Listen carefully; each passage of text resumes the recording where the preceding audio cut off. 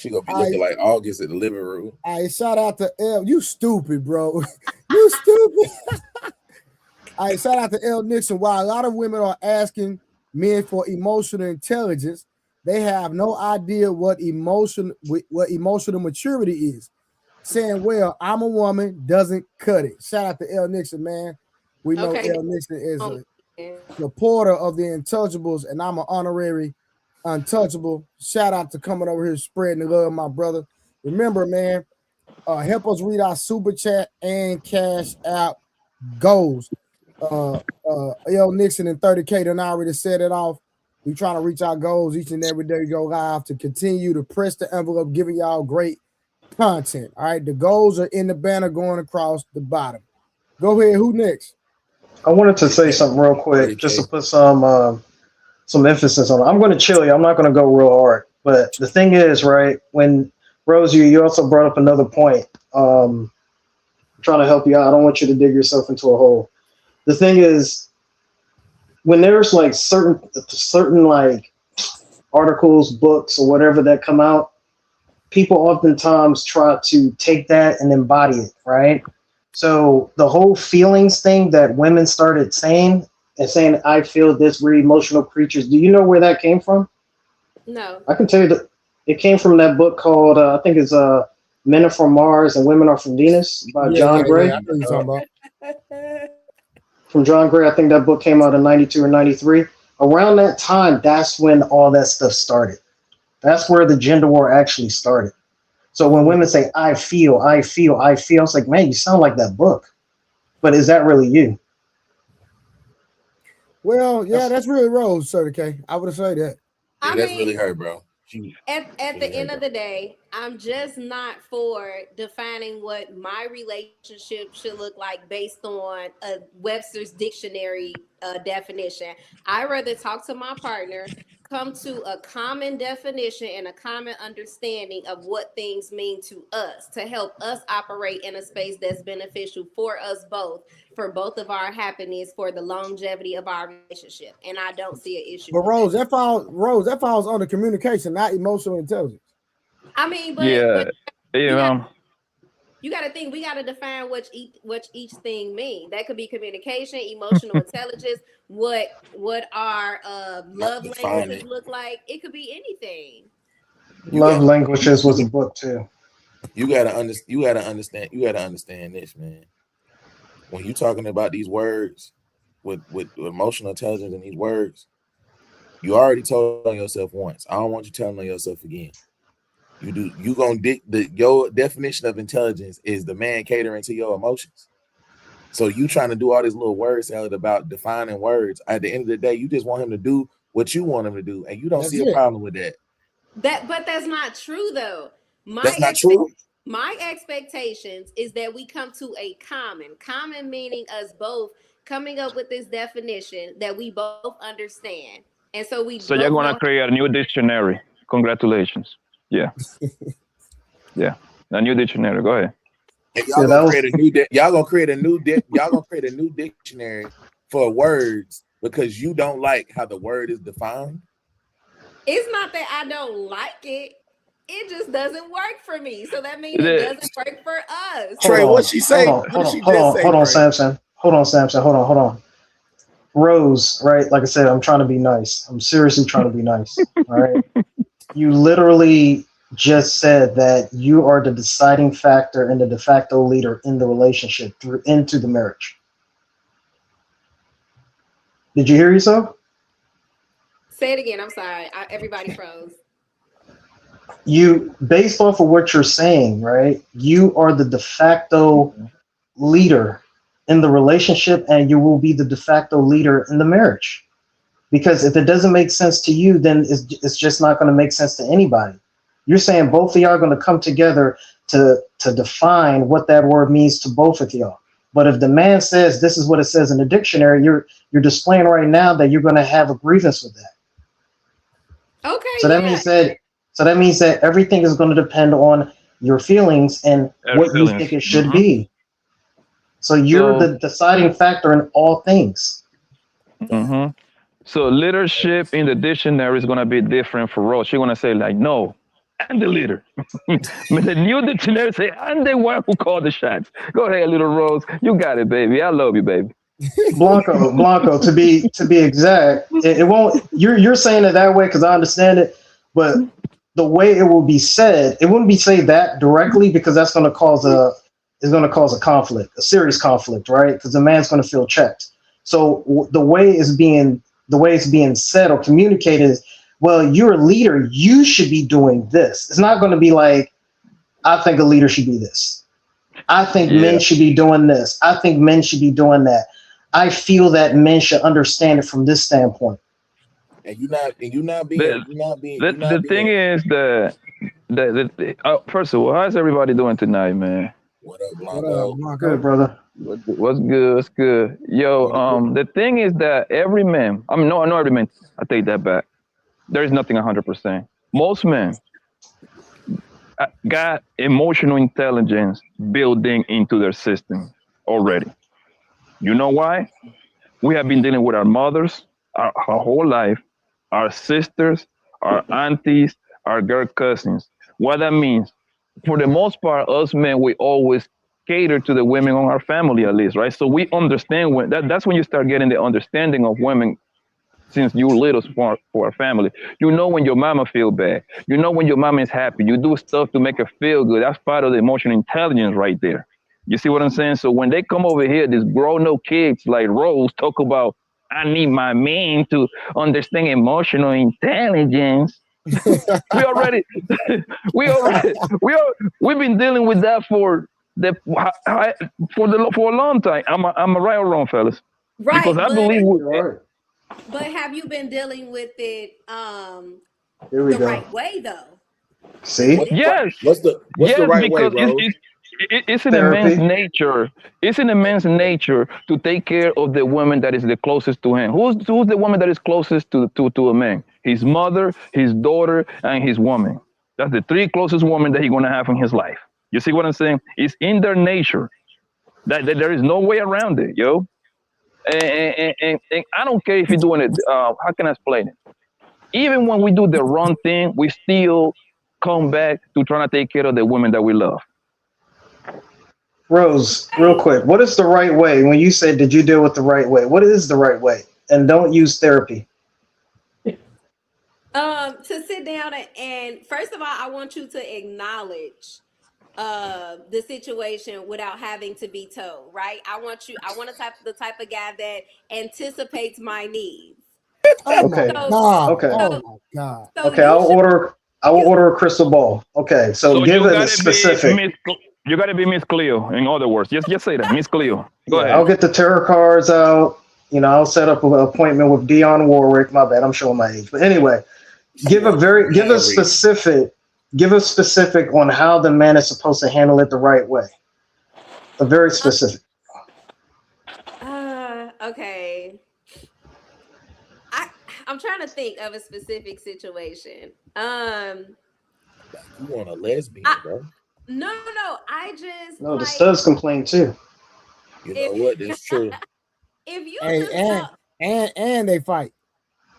Yeah, no, I ain't into that. I mean, I just want a guy that anticipates my needs. So if how? You should know your personnel, right? So if you read minds. No, that's not true. If you know that I have a certain type of personality, right? Or I feel or I vibe a certain type of way on a random day. If I'm having an off day, something is wrong. I shouldn't have to come to you and say, "Hey, I'm feeling some type of way." You should be able to read me and say, "Hey, hold on." You should be able to read me and say, "Hey, like I noticed that she's feeling down today. She's a little sad today." From work? From work? So I should sense it in the force and then take off and come to you immediately? Like it could be anything. No, that's what we're asking for specifics. Rose, I'm not trying to beat you up. I'm literally just trying to give you like an example of like we're not even understanding what you're saying right now. No, so imagine you with 30K. Use her words. She said, just like that's why I know she lying. I'm gonna keep coming back to the fact she lying. She said Just the other day when I was getting jumped, she said she need a dude to show intent, be direct and intentional with her. Somebody that she said, I don't want to have to read his mind. He needs to be direct and intentional with me. So where is this goddamn equality that now I got to be Professor X for your ass when you want him to be direct with you and you don't want him to read your mind? How does that make sense? But when I said direct and intentional, So Rose, let me ask you this: Have a man ever bought you like your favorite candy without you asking? Bought you like heating packs when you were having those badass cramps? Have men done that for you? Yeah.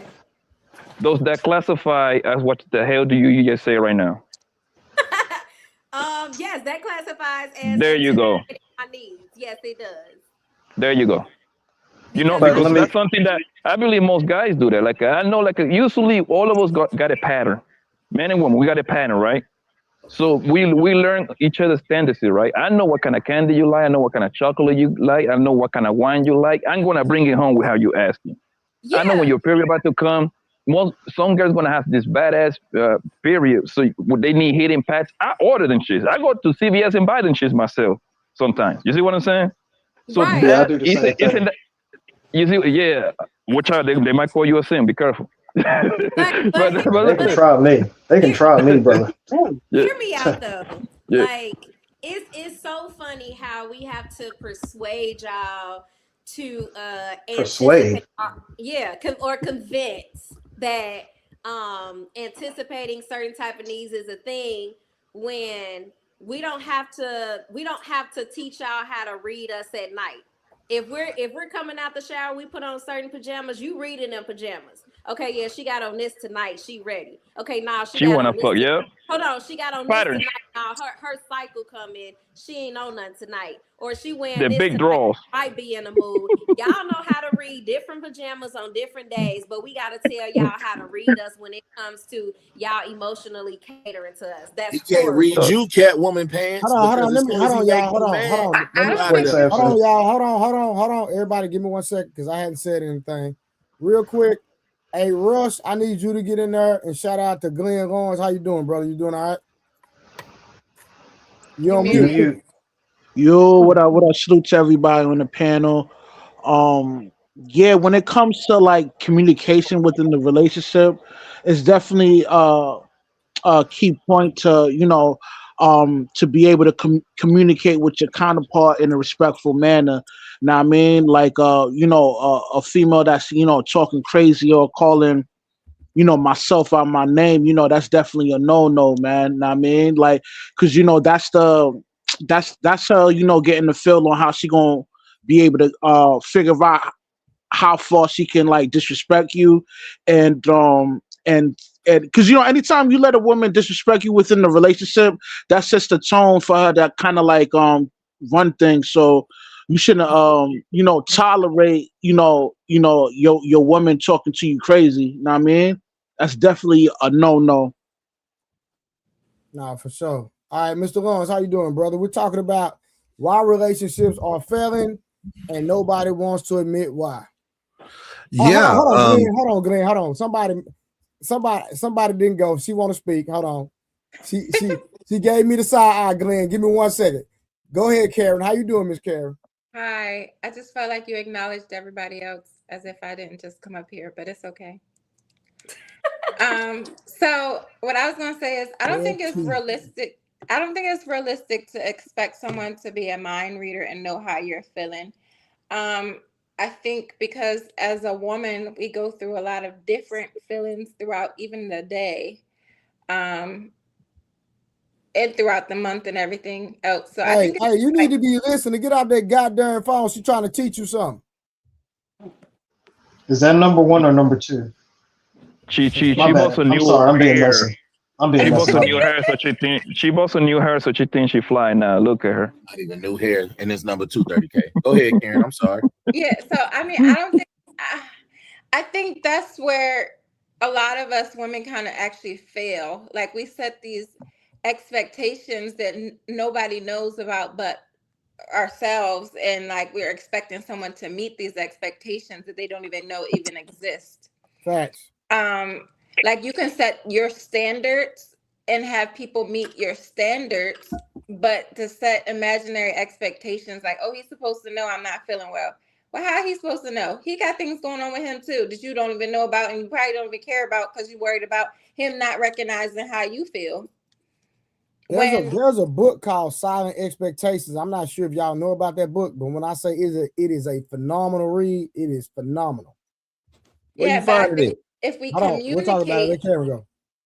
If we communicate how we feel, we would be a lot more productive in relationships as far as, okay, this is how I'm feeling, let you know what I'm going through. And so then you can actually judge him based off of his actions with knowing what's going on versus what you just expected him to know. For sure. But for sure. okay. Hold on, Rose. We'll let Glenn go and then you can rebuttal Karen. You can't stop a rebuttal. She need to remember.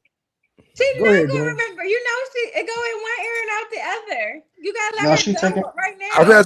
I actually agree. I think you should let her rebuttal. All right, go ahead, Rose. Come on, Rose. Bring the phone up here. So look, that's not what I'm saying, right? Because now we're not talking about we're at a dating stage. We're talking about we're in a relationship or a marriage.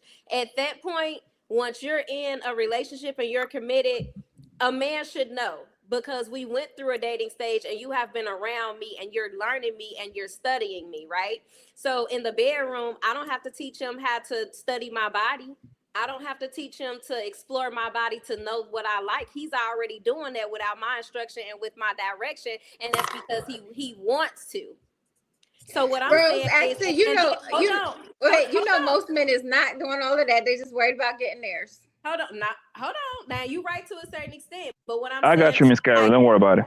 Even when it comes to sports, these guys will follow a certain athlete from their high school, college days, pre-draft, NFL. When they made it to the Hall of Fame, they could recite all his stats from high school all up into the Hall of Fame. Don't nobody have to tell him to remember in that. Why? Because he's studying his personnel. He knows all of these things about him. So with me during that dating stage, I'm just saying, take the time to study me. And I'm going to tell you things too. I'm not trying to mislead you or say that I'm not going to give you pieces to the puzzle. But just like you're strategic and intentional with other things in your life, be strategic and intentional with me. And I don't think that's too much to ask. If that was the case, then the dude that was intentional with you, you wouldn't have to read his mind. You said dudes don't read minds when it comes to your body. You don't have to read your mind when it comes to your body. But you got traumatized giving a nigga your body. So I guess he didn't read your mind right that time either. And that's why I said Karen see like 3-4 niggas running through the crib, all black, mask on, running through the crib and shit. One nigga run to the front door. I hop out, I start shooting. Bow, bow, bow, bow, bow. Shot the nigga. Bow, shot his ass. Bow, bow, bow, bow. All the niggas run out the door. They run out the door. This nigga on the floor. Shots were fired. Okay, we're gonna leave it right there. Yo, Trey, you need to send me that, bro. Man, that thing had got me crying over here, man. All right, Glenn. Nice to meet you, Glenn. Go ahead, my brother.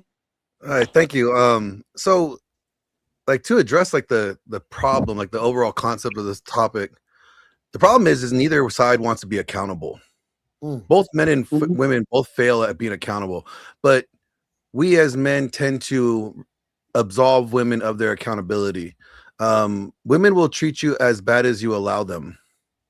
So if you put up with bad behavior, you're only reinforcing it's okay to display bad behavior. Thanks. If you do not enforce boundaries for your relationship, you set the relationship frame. You're not controlling her. She doesn't have to stay in your relationship if she doesn't want to, but she doesn't get the benefits of you if she chooses to step out of it. It's simple as that. It's not a controlling thing. I think women love a man that's in control, but not a controlling man, meaning he's in control of his life, what he's going to allow in and out of his life. And that's about it. And you don't negotiate with terrorists, right? So like you set the frame, like this is what I expect in my relationship. This is what you could expect from me in this relationship. Yeah. And that's the boundaries. There's no really need to, where people get lost at is like, they don't upfront communicate in the beginning what they're talking about, what they want. And we either let things slide by omission. We don't say it. We don't say like, there's certain things we don't like because we want to get some ass. So we're like, I'll just tolerate this just like to get, clap them cheeks. But then this behavior that we don't like 6 months down the road, now we talking about it. Well, you never mentioned it before. You never said you had a problem with her doing this before. Now all of a sudden you got a problem. It shows to her that you're just not being consistent. So there's issues that we have, but then on the other side is that women just don't like to be accountable. At the same time, but nobody likes to be accountable, but society tends to hold men more accountable in general by default, right? For sure. Yeah. And so in a way we've lived in a culture and society that has infantized women for a really long time. We would absolve them of their bad behaviors, right? Like, for a perfect example, you have female teachers now getting arrested for doing things with their male students, right? Yep. Let's go back like 20 years, 30 years. If that was a male teacher doing that with a female student, he would be like chemically castrated, thrown underneath the bus. Everybody be ready to throw rocks at him, and just these teachers are able to get pregnant, collect child support from their male student. That right there just showing that we absolve them of their bad behavior. Hey, Glenn, if you go do the research on what the punishment, all these women that are essaying these young men, they're getting probation. Slap on the wrist. In comparison. Even worse, it was one case. I forgot what the state, that this lady was like 30. Young boy was like 13, I think, 12 or 13. She got pregnant by the student. She didn't go to jail. They went on to homeboy turn 18 and put that nigga on child support, nigga. That's wild. I was like, yo, she's good. That's crazy. Was that a Texas? Yes, they went on child support. Yes. In Texas, there you go. When he turned 18, they put him on child support? Yes. Wait until homeboy was to 18, they put him on child support, bro. For a baby, why? He made that baby while he was being molested, pretty much. He had to pay back child support from like when he was 14 all the way until he was 18. Like he had 4 years of back pay child support he had to cover. What? That is Ro, what you guys say about that? Hold on. Yo, that's nasty work right there. Let me guess, that's an extreme, right? I want to hear this. Silence. I mean, no, it's very much so unacceptable. I absolutely agree. I don't have a rebuttal for that. Okay, real quick, y'all. And I remember a time when a woman knowed her place, and that was in the kitchen and in the bedroom. Trey. Oh my goodness. No. Oh no. So, like, I mean, at the end of the day, shout out to T.O. T.O. is always in the building. Isn't emotional intelligence just empathy? No. We got one more. Well, I put the description in the comments for the back chat. Yeah, I seen it. And in the comments, I got you. And then we got T.O. coming back again with she want a ninja with telepathy. And what's the problem? Shout out with T.O. We just explained what the problem is. You just ain't heard nothing. We don't say it up here, huh? You want telepathy? She want telepathy with that big ass head. How the hell? Let me ask a question though. Sorry, let's say you find this X-Men that has like Professor Xavier telepathy powers. What are you offering him that he would want to settle down and make you his main, like his number one, like make you wifey? Oh my God. No, I'm just asking in the sense of like because like he would be able to read everybody's mind. So like what would separate you from everyone else? So we're gonna go. Hold on, Rose. We're gonna go. Tiara, you first. Let's go. She ain't trying to answer that. I'm not. I ain't say. He asking me the question, or he asking her the question? Glenn, who you asking someone? Well, I was asking Rose because she's the one that wants the guy with telepathy. Okay, powers. gotcha. Okay. So here, I feel like when we're in a relationship, we have this certain connection, right? So I'm asking him to develop whatever type of characteristic traits or whatever he needs to be able to anticipate my needs, to be able to read me, right? I want him to be around me, and he's able to just learn me, because that's what dating is. You're learning how to cater to that individual. And I feel like anything that I'm asking, I'm willing to reciprocate as well. Like, Yeah, if that's something he both comes people should be home, doing. right, but they're not, and this is why we're having this conversation, because Mhm. the That's average not the guy, question. the average guy is saying when he comes home, he's pulling up and he's sitting in his car for 30 minutes. He don't even feel comfortable going in a house, like just being able to grasp the attention of his woman, because he had a long day and he wants to be able to be I can't remember the Left word. alone. Left alone. No. Decompress. Right. Yeah, shit. I want to decompress too. But he wants to be able to be vulnerable. That's what I'm saying. He wants to be able to be vulnerable with her, but he can't, because he don't even trust her in a sense. Now, if he comes home and he's looking a certain way or just breathing a certain way, she should catch up on that. Baby, what's wrong with you? You had a long day? Talk to me. He shouldn't have to come out and initiate those type of conversations. And I feel like that should go both ways. Yeah, you saying that feel like that, but it don't work like that. Men read their women way better than women do. Only time a woman read a man is if it ain't going her way. They can't read that he having a bad day. They can't read that something going on with him mentally. They can't read that he's mad at her about something. And then he can't even come talk to her about why he's mad. Yeah, that's just because they choosing to do that, because in the household I was raised in, my mom, she knew the timing of when to say this to your dad, when not to say this, you know what I'm saying, when not to bother him with this, when, like, she know her man, you know what I'm saying, the same thing. Called wisdom. That's called wisdom. Same thing with my dad. Like, if I come to him with something, because most of the time I'd rather come to him with something, he'll be like, at certain times he'd be like, yeah, deal with your mom. But other times he'd be like, well, yeah, don't say nothing about that right now. You know what I'm saying? Like, because they're knowing each other. Like, that's just a part of maturity. It is, but it's also the fact of different. I hate to be that person. It's different time spans too. In this era, it ain't like in this day and age, it ain't like that. So men realize younger that anything you say can and will be used against you in the court of womanhood. We learn that young. We see our sisters do it. I got sisters, aunties, man. The way they talk about men, even the man that's taking care of them, he better not. I'm telling you, my so serious. You know why? You want to know why, bro? It's because man is the hunter. We are the one that we have to learn the woman. She's not forced to learn us. That's the problem, right? So we have to know their patterns. We have to know what they like, what they don't like. Think about it. The man is the one with the person. Most women don't have a huge personality like that. Most women are boring if you really think about it.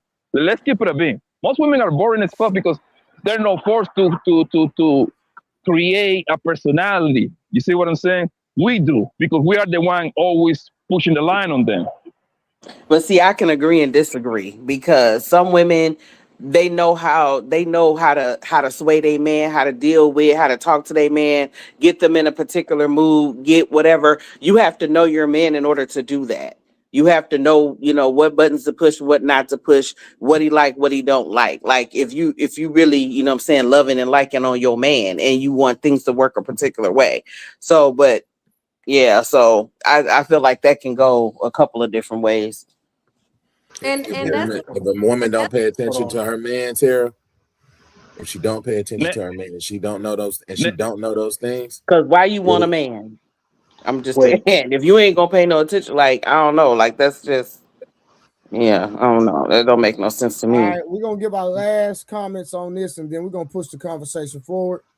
Wait, real quick, Troy. I wanted Glenn to get his question answered, and to be honest with you, I can answer it for her. Right? If a man can read the mind of a woman, it's not going to work because she can't lie to him anymore. I'm not. He gets honesty. I'll do you one better, 30K. If a man can read some evil people. If a man can read the mind of Rose, he will never wife her, because she already said she's gonna take half of the nigga shit. so she fuck already. She is fucked. She is fucked. There you go. So that means I'm gonna pump you up and send you right back to the streets. Then that's exactly what I would do. Trey, just ask Trey. Can you just get this one question answered for me, please? Yes, sir. I just need to know if the dude that she talking about, that she all and she claimed he the one, does that nigga have telepathy? Just ask her that for me, because she getting on my nerves. Just give me that question answer, please. Does the So man? far, yes. God So damn it. far. He missed the beats on knowing what I want and how I want it. So now, y'all need Just to 24 hours ago, you Okay, ain't have it. okay. Can we, Rose? Listen, I'm trying. I'm Does trying he to walk on behave. water too? What you say? Does he walk on water? Hey, Rose acting like she got her way all day today, ain't she? Now, how to watch this, Uncle Rick? Watch this real quick. Watch this, Uncle Rick. It happened. Rose. Let me ask you a question. Do you have telepathy? Yes, we both do. I'm gonna tell you why gonna you're lie, lying. just gonna Hold on, let me lie, tell you why just- you're lying. Because I promise you, he wants some, and you're not gonna give it to him. Absolutely not, because we already know. So you don't. So you don't. What's understood? So you're lying. So you just explained. lied. So You just lied, though. we had that conversation. Rose the scammer. Hold on. It You was gonna a believe- conversation hold on, though, hold right? on. It Hold was on, a real quick. conversation So though, that man right? told you he don't want to hit. He do, but he know he ain't. So Because it was a conversation, right? yeah, well it was. Well, I'm gonna be honest. That part. This is sad. Hold on. That part. It wasn't a conversation. It's what I said. And he stood by, and that's why I say a lot of relationships fail because a lot of people don't like fresh and fit. But Myron said if a woman is leading a relationship, she gonna lead that motherfucker. She gonna excuse my friend. She gonna lead it straight to nothing. You basically Yeah, want a Myron's man a to friend bow of down mine. to you. Here, I'm not Uncle Rick. She said, and you that's heard a lie. Uncle Rick, you heard her say because she said. You heard how she said that, right? You heard Yeah, all I that keep it- bass. Hey, Rose a brat, yo. Y'all ain't figured that out. She's a brat. She want Uncle Rick, everything her way all the time. Uncle Rick, she want a lesbian. But y'all say women give access, right? I have not given him access. He don't. Lesbians are crazy too. Yes, but the thing is though, the men you dating, they already done put out there how they coming for you. You just the one that's saying it's my way or the highway. I'm gonna choose to do this. If you're choosing to do it now, that means when you get married, you're not gonna want to have sex when you don't want to. The way you are, the way you come in, Rose, you're not gonna want to do nothing you don't want to do, and he gotta accept it. That's and not if you, true. That's not but true. that's how Because if we're married, you're in a position in my life to lead me. If we're married, you're in that position to say, hey, from a biblical standpoint, that body belongs to me. I put you. Here we go with that Bible shit. Yeah, No, but in your Baby, I want you to go off and I want you to enjoy church service today.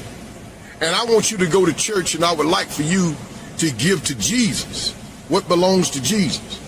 But as soon as service is over, I want you to bring me mine. You understand? Just like Jesus deserved to get what belongs to him, I want mine also. You hear me? Enjoy.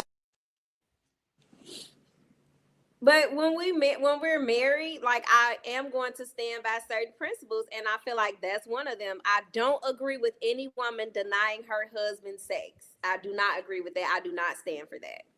So are you gonna call him Lord like Sarah did with like a lowercase L? I am not. I will call him. Oh wow. We have certain nicknames. But that's in the Bible too. That's in 1 Peter. I understand that, but that I just wish I start talking about the Bible, man. Again, That that's Bible cultural. talk left That's your body. cultural. That Bible talk left your bodies a long time ago. As soon as you start getting piped down, y'all should even bring out the Bible for nothing after that. Like I don't understand why y'all keep saying the Bible shit. Hold on, Blocko, because you got to understand this is certain people's religion, so you can't be on here disrespecting certain people's religion. It's not disrespecting. Like you're not going by the Bible off the rip already. So how you picking and choosing? That's my point.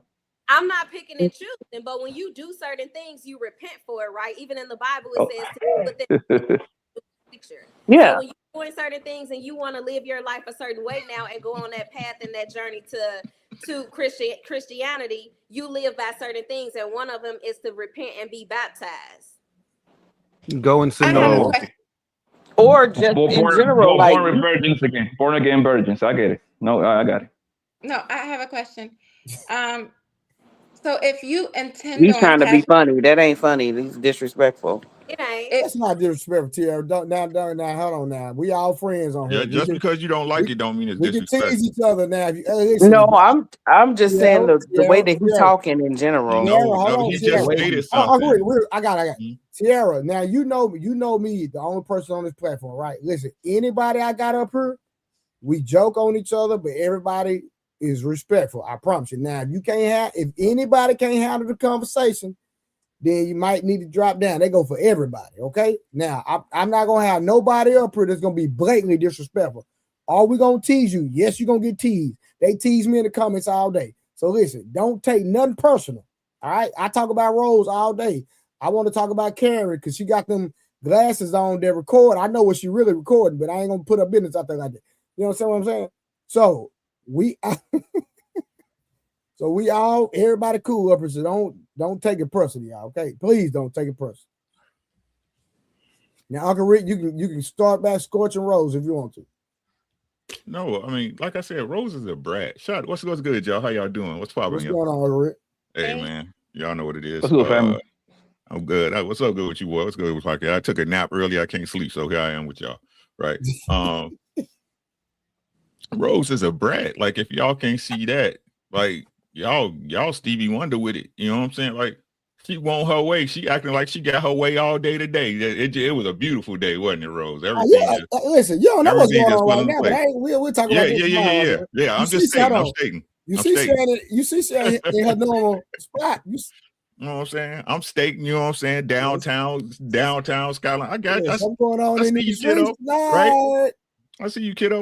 You know what I'm saying? But nah, man, like, but if y'all was as dedicated to y'all man, if y'all was as dedicated to men as you was your ego, the world would be paradise.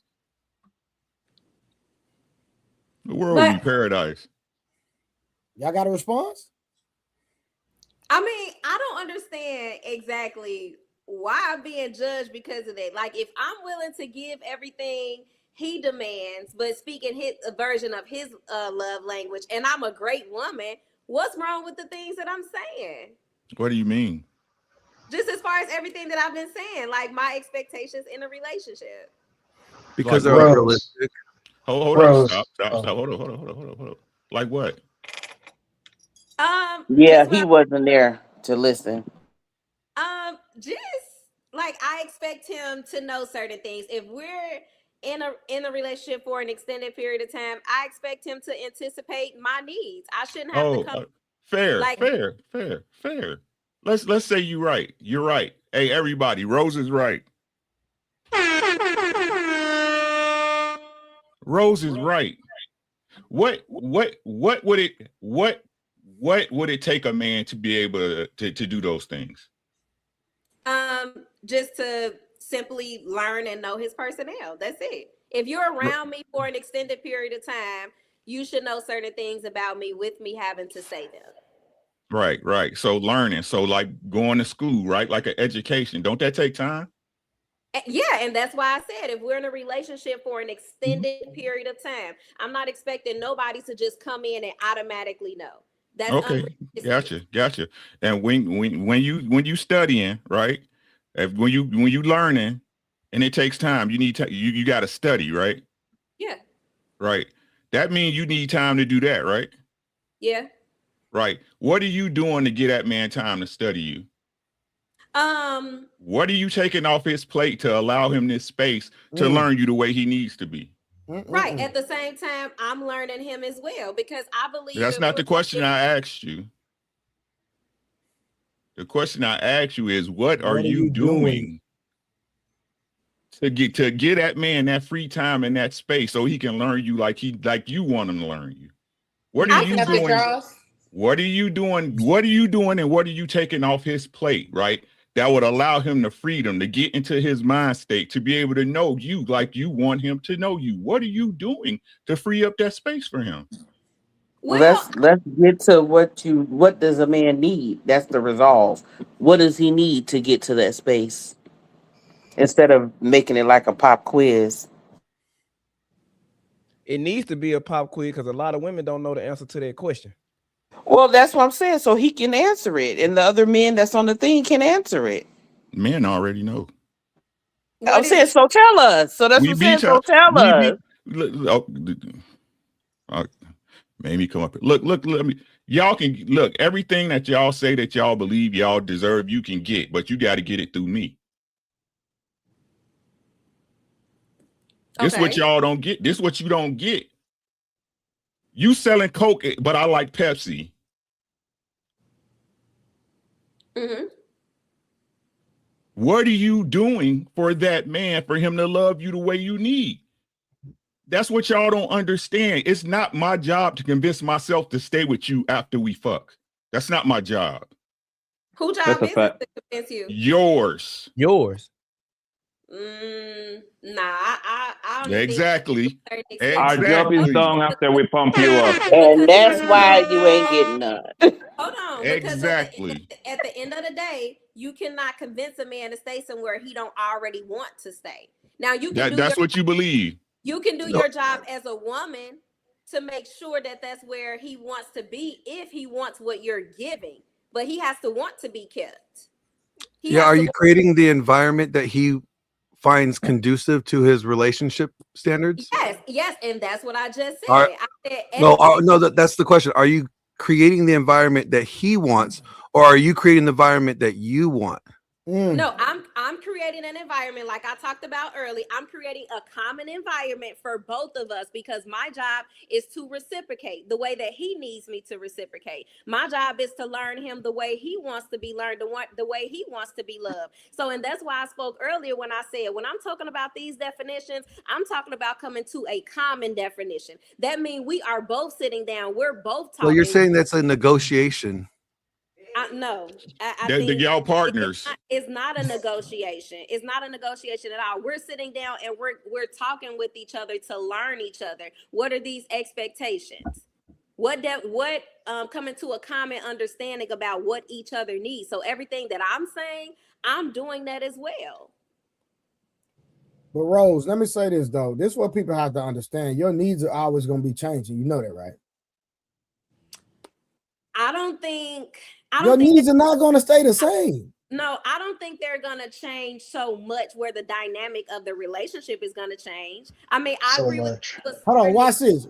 As soon as a man doesn't meet your emotional intelligence, as soon as he doesn't qualify for your emotional intelligence, then you're going to say that you're missing something. I'm telling you, it's going to happen. And he drops to the bench. Have you ever been in that space where a man, where you felt like you was missing something in the dynamic of a relationship dealing with a man at any time? Yeah. Okay, so was there any time that same man that we're talking about, you were head over heels or in the honeymoon phase with that particular man? Yeah. What changed? I felt like when a person got too comfortable towards the end of the relationship, once they got to that certain so if they got too comfortable, how did they not understand you anymore though? I feel like he understood. He just so you just contradicted yourself. Because the first question I asked was, have you ever been in a space where you felt like someone didn't understand you and you conceded to that point? You said yes, right or wrong?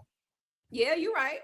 Exactly. So then I brought it back full circle that you said that he got comfortable, but even with him being comfortable, how did he not understand you? That don't mean he didn't understand you because he was comfortable.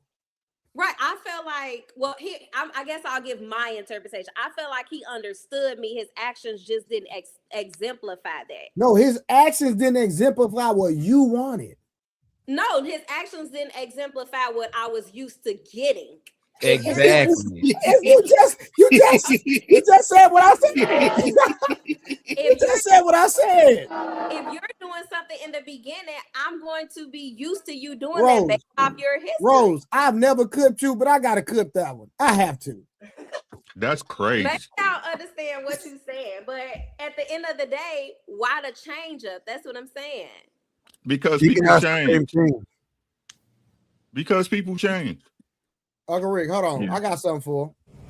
You are so selfish. You are so selfish. And you don't even realize it. Y'all don't even see it. That's what's crazy. I'm trying to tell you, that's what to me. Y'all don't even see it. Hey, Rose, and this is why I say women who have a lot of hubris, she gonna be single at 30. She's gonna be single at 35. If she's single at 35, that's what you need. You need because 3 girls, homie. The fact that you have a lot of options, which I don't know if you've been alpha widowed or not, but the fact that you have a lot of options and you have a lot of men, from what you talk about, with the way you talk about, they go goo goo gaga over you. You be having their nose up in the air and they ain't even got the pooty wop yet.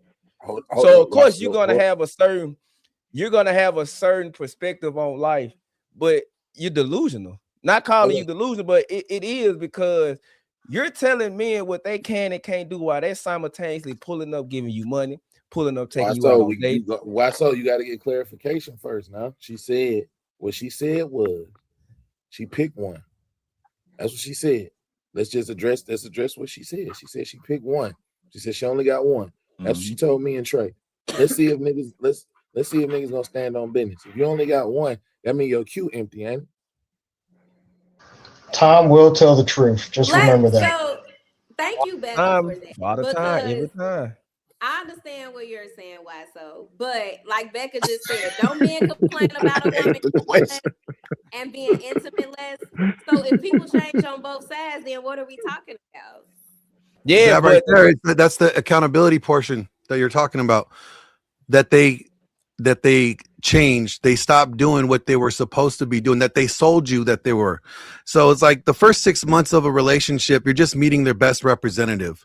It's like the best version of them. It's like their spokesman, right? Like this is their PR person, right? But then once you got their hooks in you, then you start seeing that mask start slipping. It's not being as consistent. Like they're projecting the version of themselves that they may want to be, but they're not that person, right? And then once you're committed, they hope that you're just going to deal with it. You're just going to accept it because you love them. Rose. Hey, Glenn, you spitting, but she dancing. Man, she dancing. I got the shoes on. I just need you to get my question answered, because I asked my question earlier and I ain't get it answered. Mine neither, but I'm cool. I just want my question answered one time, Glenn. I want you to ask this question for me. Yeah. She said she got options. That's what YSO was talking about in the beginning, about her and her options. She told us in the beginning she picked one. Picking one means there are no more options. The question I had was simple. Does that mean all your options gone? You only got one? That's all. That's exactly dating. That's exactly what that means. So you have no orbiters? Thank you for asking. Oh, so how did you cut the other guy off? Glenn, you got it, man. You got it, Glenn, man. So here's gonna be a player, boy. Here's my question. Player no more. When so Rose, are these guys appealing to you? Are they? You said appealing? Yeah, like the guy that did he have to like prove himself? Did he appeal to you? Like, hey, yeah, you should date me. Since you have all these options, right? You had all these options. So were they competing with each other for you? They were not competing. We were simply at a dating stage where I'm getting to know them to see who I want to move to the next level with. That's what it was. So, okay, gentlemen, what she's showing you is that's the way that men should be dating. When guys are appealing to the woman from the very beginning, you are conceding power and authority to her. You're letting her decide whether or not she is going to be, that you are going to be in her life, rather than you establishing the frame and saying, this is my frame, this is the world that I live in, and if she wants to be in my life, she's going to have to prove that value there.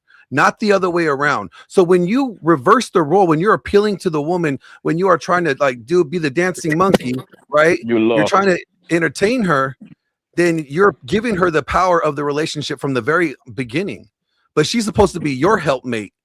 Why are you trying to appeal to your helpmate that she's supposed to be your helpmate? Shouldn't it be the other way around? She should be the one proving herself. Exactly. To you, like that's you gotta convince me to stay with you. Yeah. You gotta convince me to stay with you. Yeah. And what they don't understand, Uncle Rick, is once we pipe them down, it's their job to keep us around. It's not our job. We already did from A to Z. We accomplished what we came here for. Once we go deep in your pussy, Past that, you gotta do whatever it takes to keep us around. It's your job, it's not ours. Right? Don't know. Right. So are we agreeing that that's the goal of all men is just only to get sex? Yes. No. Yes, because look, not all the time. Good man, hold on, man. Good man once says, bad man once says, major man once says. No, I know they want every man sex wants to in fight freedom. general, but only. No, not It's your job to convince us. Listen to what I'm saying, right? The reason why a man talks to you is because he finds you sexually attractive. Fine, cute, sexy, dimes 10, whatever y'all want to call it. So as a woman, you should know me coming up to you and talking to you for no other reason. I could be doing anything else with my 24 hours of a day. I'm trying to fuck you. That's what we try to do, right? If we can do it, you want me to fall in love with you just because you let me fuck? Let me say that again for the slow folks. You want me to fall in love with you just because you let me fuck?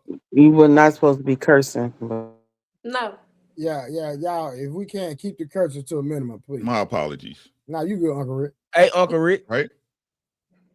Let me finish. Yeah. Right? That's game, set, match. If you as a woman bring me no value, that's game, set, match. Now, but what we don't ever address is the other side. Did you really like me when you let me talk to you in the beginning anyway? Right? Because then that the game's a lie all from the beginning at that point. What you letting me hit for? You understand what I'm saying? So I have a question. Go ahead, So Tia. is it hopeless for me to want to meet a guy who wants to get to know me and likes my aura and likes my spirit and what I possibly can bring to a situation other than just wanting to have sex? Is it wrong? So can I not expect that? So I'm asking so I can just expect it. You can't expect it. No, you want somebody to tell you the truth. No, you can't expect it. You can earn it. Thank you. You can earn it. You can earn it. Tiara, listen to what he's saying. You can earn it. Earn it. You can earn it. Right? Can I expect the girl to like me even though I drive a Kia, right, and I don't make $200,000 a year? No, y'all wouldn't say that. You can't expect a woman like, no. Facts. That's definitely not true. But Tiara, because men have to earn it. Tiara, men have to literally earn it every day. I wanted to caveat off of what Rick said too, but it was more of a question. So let's say it like this. You meet this guy, he wants to get to know you, and then he withstands sex from you. Is that a problem? They're going to say no. How long are we talking about abstaining for? For me, it isn't. Hold on, Karen. Hold on. How long are we talking about? What's too long for you? Because that's going to be different for every woman. Yeah, it is going to be different for every woman, but I'm not the person waiting for marriage, so it would be I would respect his boundaries, but maybe we're not aligned. Okay, I'll give you a number. Let's say and all the way up until the courting phase. So you remember the numbers that was given in the past few streams, right? Oh, I mean, I wasn't having sex with him unless we were in a relationship anyway. No, I'm saying courting. That man is withstanding all the way up into the courting phase. He's like, I'm not going to touch you, but I'm going to get to know you. I'm going to learn you. No, I would be fine with that. I have no problem with getting to know someone. No, I get that, but I'm talking about I'm trying to give you a definitive time, right? So based on the talking stage to the dating stage through the relationship stage, and this man is being extremely intention switchy, right?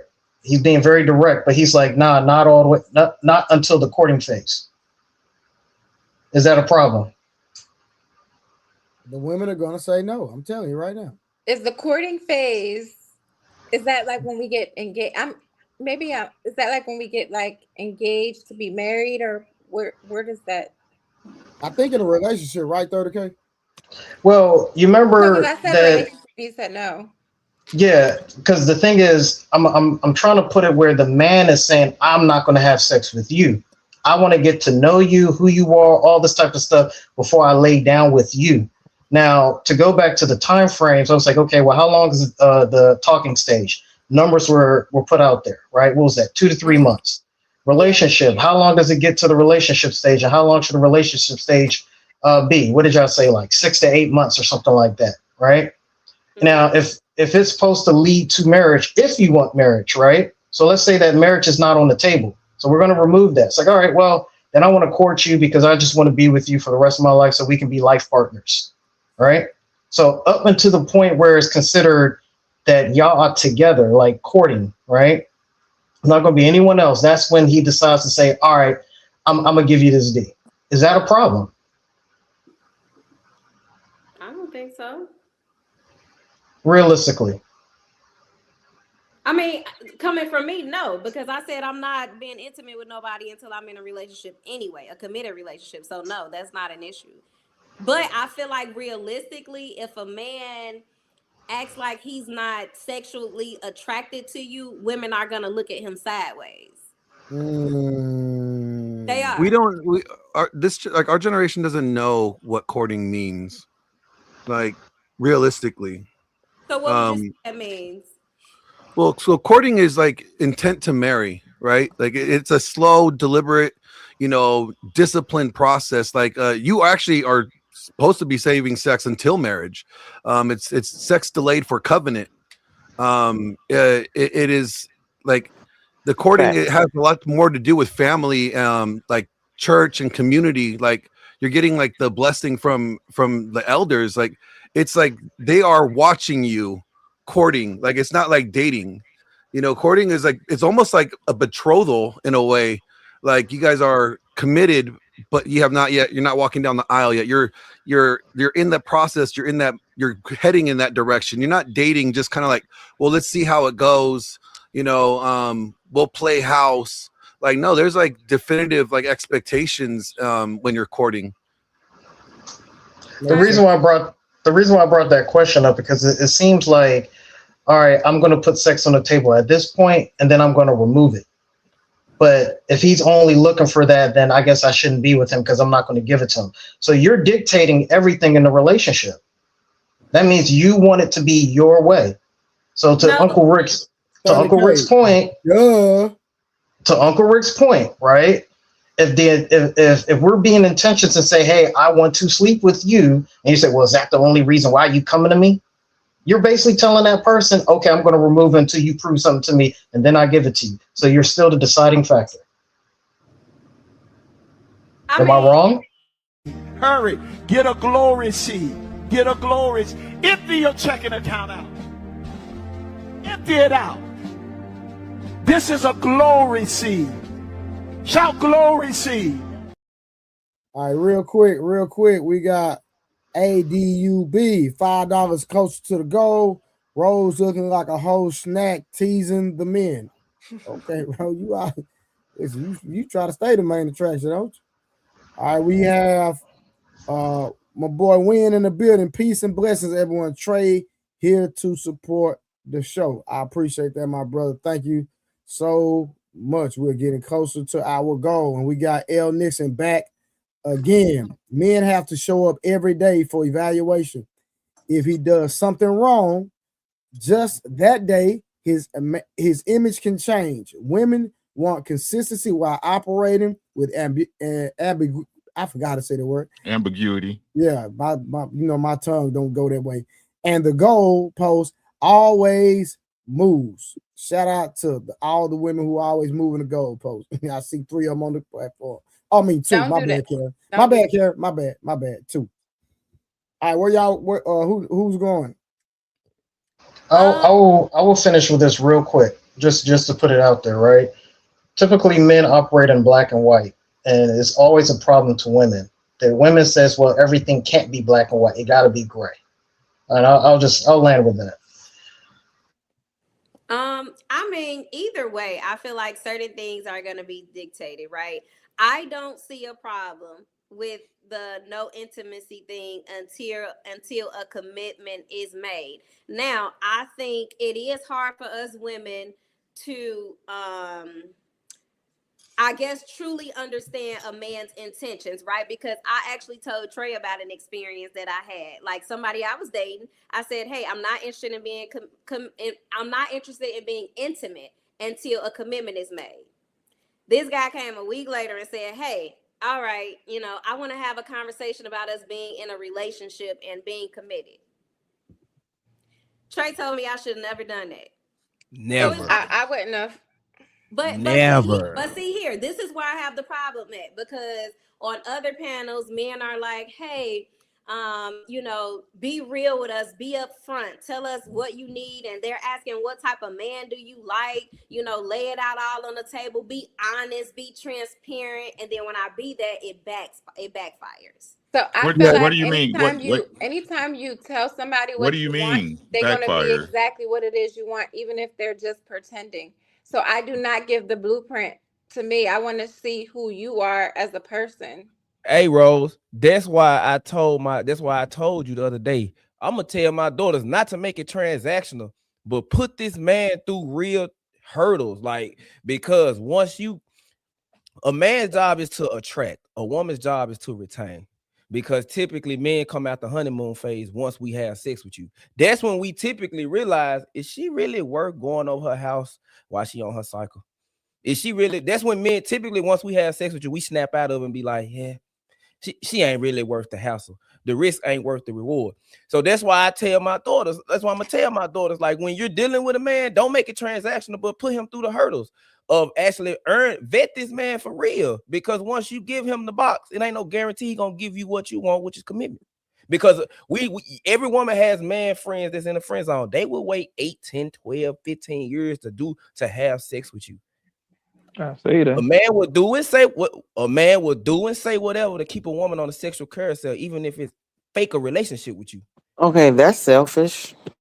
But look though, hold on, Trey. Love is fair and all in war, and the universe don't owe you an understanding. Y'all women learn the game earlier than men do. Yeah. Y'all been dealing with men from all walks of life since you had a cycle. So I be trying to understand why when a woman start dealing with a man, she lose all that social inept that she has. This is sad, bro. Like, y'all can run circles around suckers. Y'all can run circles around men who like you that you don't like. You can get this man to take you on a date, get this man to pay you bills. You're not gonna give up nothing. But the man they like, boy. The man you like, you lose all self-sense or whatever it is, whatever knowledge you've been having for the last 15 years. And that's why men, it's hunters gatherers. Like Blanco said, it's just the hunter nature in the man. Men adapt to the date market. We will never change. It's better I'm gonna tell you right now, it's better to, I hate to say it, it's better to lie to a woman than be honest with her. You be like, after you get what you want from her, you be honest with her, because now you put her in a situation where she love you. So it's like, dang, wow, that's so something. But yeah, and then once you're caught in a lie, now it's a problem, because you're like, well, at least I was honest with you about lying. It ain't even that. It's we gonna say that, but we already know. Once a woman, like my dad, my brother, and everybody say, like, the best way to get a woman stuck on you before you have sex with her, get her sprung. He said, my dad used to say this, put on your best Mickey Mouse outfit for certain women. Because the minute you show your real colors after you have sex with her, mindset gonna be, a woman gonna make up a lie anyway to be with you. Oh, it's just because of this, if she like you. Okay, what are y'all doing to get women sprung off y'all before intimacy? We playing the game how it go. It's a mind game. It's psychological. Well, you gotta understand that when two entities come together, like when a man and a woman come together, it's just even in nature, two companies, any type of entities, one is gonna try to dominate the other. It never fails. The problem is a lot of women submit, and what I tell you, a lot of women submit and give up more on the front end than they do on the back end. So the man is looking at it as, why so serious? I don't like me personally.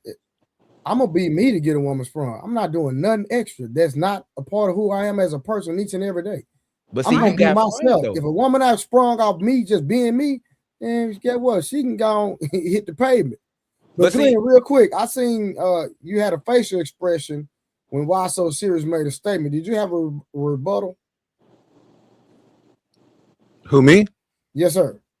Yeah, because I think that's relying on external validation, right? Putting on this facade, right? Like you're not being yourself. That means you lack confidence in yourself if you have to put on a facade. Like the way I look at it is like, if you don't believe you're valuable, a woman won't believe you're valuable either.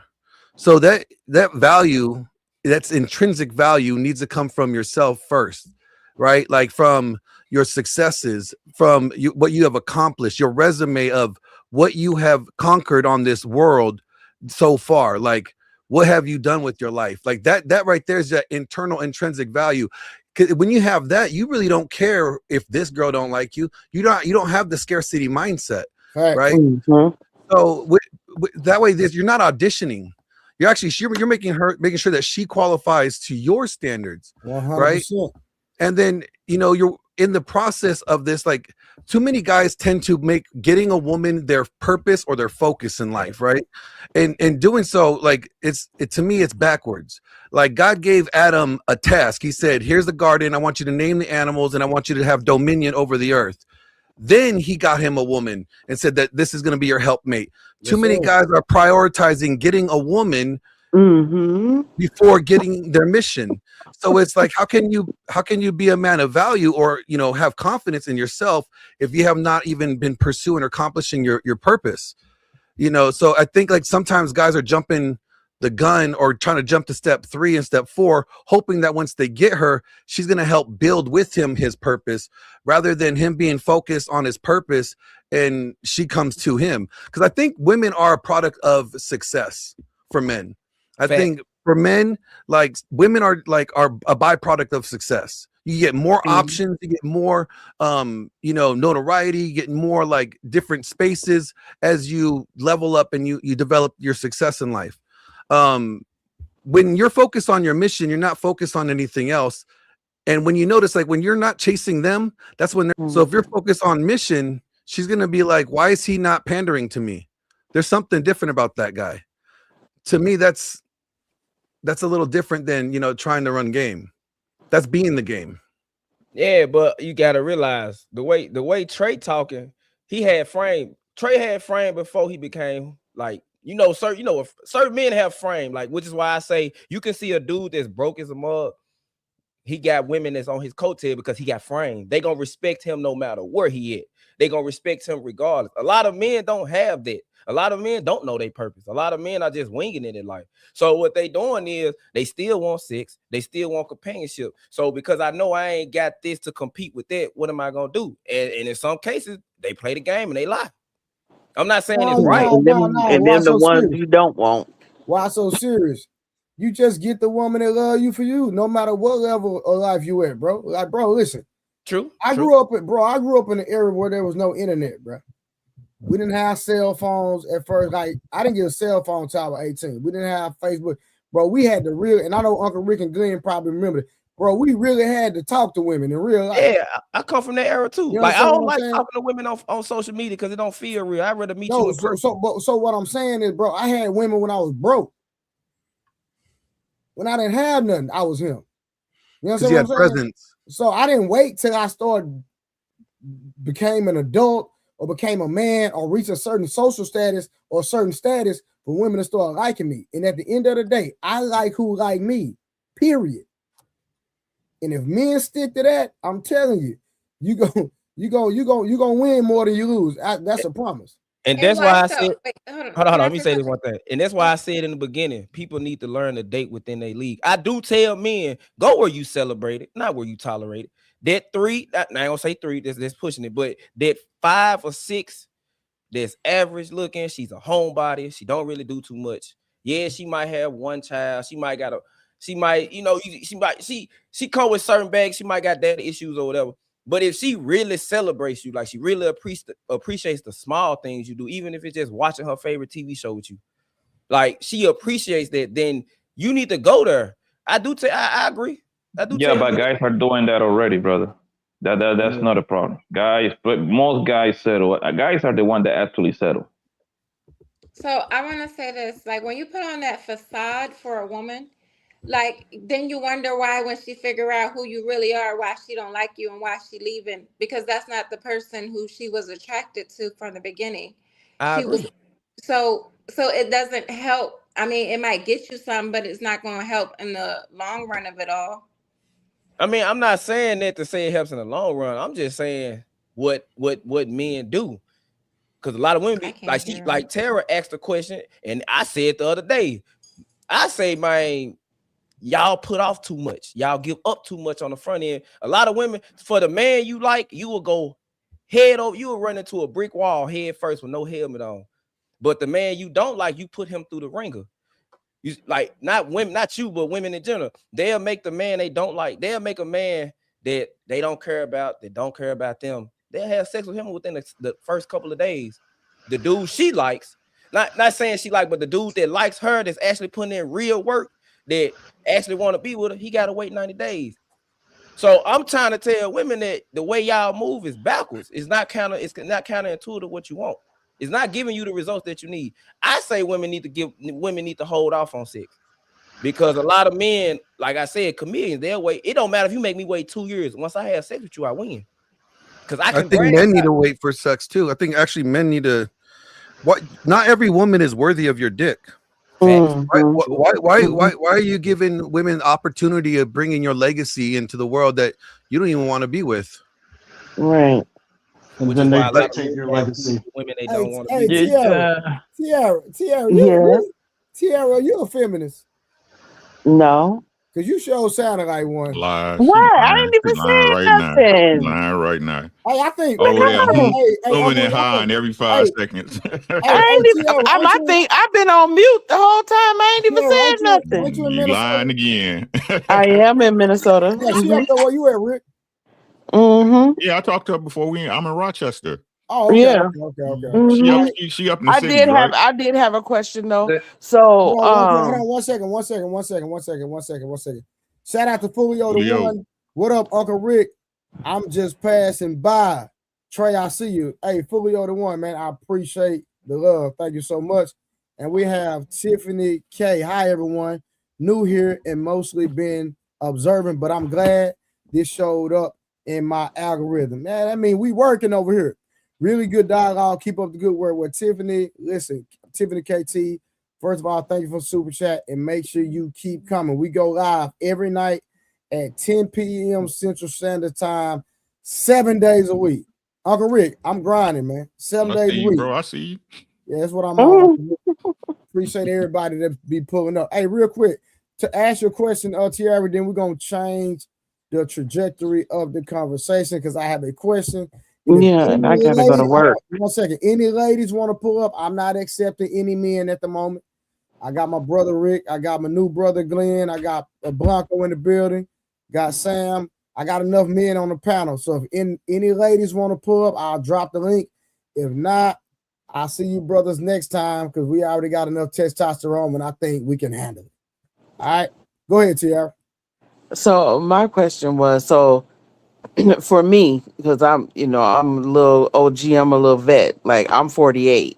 So when I'm approaching the situation, like I prefer a person to be straight up like with me as far as like at this point, I know what I'm looking for when I'm starting to date an individual. So when it comes to like the whole sex and all that or whatever, like I feel like we should be able to have an open conversation about what we are looking for and trying to do at this age. So if you're an individual to where like you're not trying to pursue anything long term and you just trying to be a cut buddy, then be real about that's what you're trying to do. You know what I'm saying? Yeah, and respectfully, at the age of 48, you can't determine when a man trying to be a cut buddy. Respect. No, I can. I'm saying because we were talking about like before we was talking to Rose about just in general about like meeting a man or dating, you know what I'm saying, and whether or not you're giving off sex early and stuff like that or what you want out of the situation. But and Uncle Rick was just saying like, well, the man, basically they all, want to fuck or whatever. So I'm just saying, but some men, like Glenn was saying, is like, you might not, might not be giving your dick out either, because you have a goal or a purpose of what you're trying to do when it comes to dating too. So I'm just saying, as far as like being upfront about what it is you're trying to do, because like what YSO was saying about like, putting on this facade, like, why do that? We old as hell. You ain't got to put on no facade. Like, if you're just trying to get some and you just trying to have, a friend or whatever it is, be honest about that, because I may agree and be like, oh, that's what you on right now. Okay, well, we might be on that then right now, since you ain't trying to do nothing real. But then at the same time, if I know what I'm looking for in an individual and I want something more long term, I should be able to express that to the person, and they be like, well, bet that's not what I'm trying to do. Okay, you're not trying to do that. At the end of the day, you can't never play victim then, correct? I'm not playing victim. No. I'm just putting it out there, because you said you acknowledge that, hey, if he's on this, he communicates that, then you saying cool, right or wrong. Right, exactly. So I'm just saying, so you can't never play victim, never. Right. And I don't. You on the same page. Because I'm a beast. I'm a scorpion. But anyway. But anyway. Just be telling on yourself. Just telling on yourself. Yeah, she just be telling on herself. Don't even know it. That's crazy. I was just teasing. No. Come back and clean it up. The Bible say, watch this. The Bible, and you're a Christian woman, right? The Bible say, out of the abundance of the heart, the mouth speaks. You're gonna tell on yourself every time. I'm just teasing, now, though. You're doing all this. You trying to hold men to these different standards, and men this and men that, and trash this, trash that. Wait a minute, what you saying? And then you're gonna put up, and then you're gonna end it. You're gonna put a disclosure out there. I'm a beast in the bed. That's what you're talking about. So you soliciting. What? I ain't talking about no beast in no bed. I wasn't talking about in the bed. All the men in the comments, listen. Oh my God! I was not a 12-year-old woman that say she about that life. I'm just letting y'all know. No, I was not talking about in no bed. That's not what I was talking about. Okay.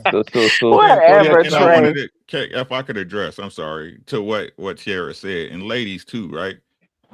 These things that y'all expect would apply, right? If y'all was the ones approaching.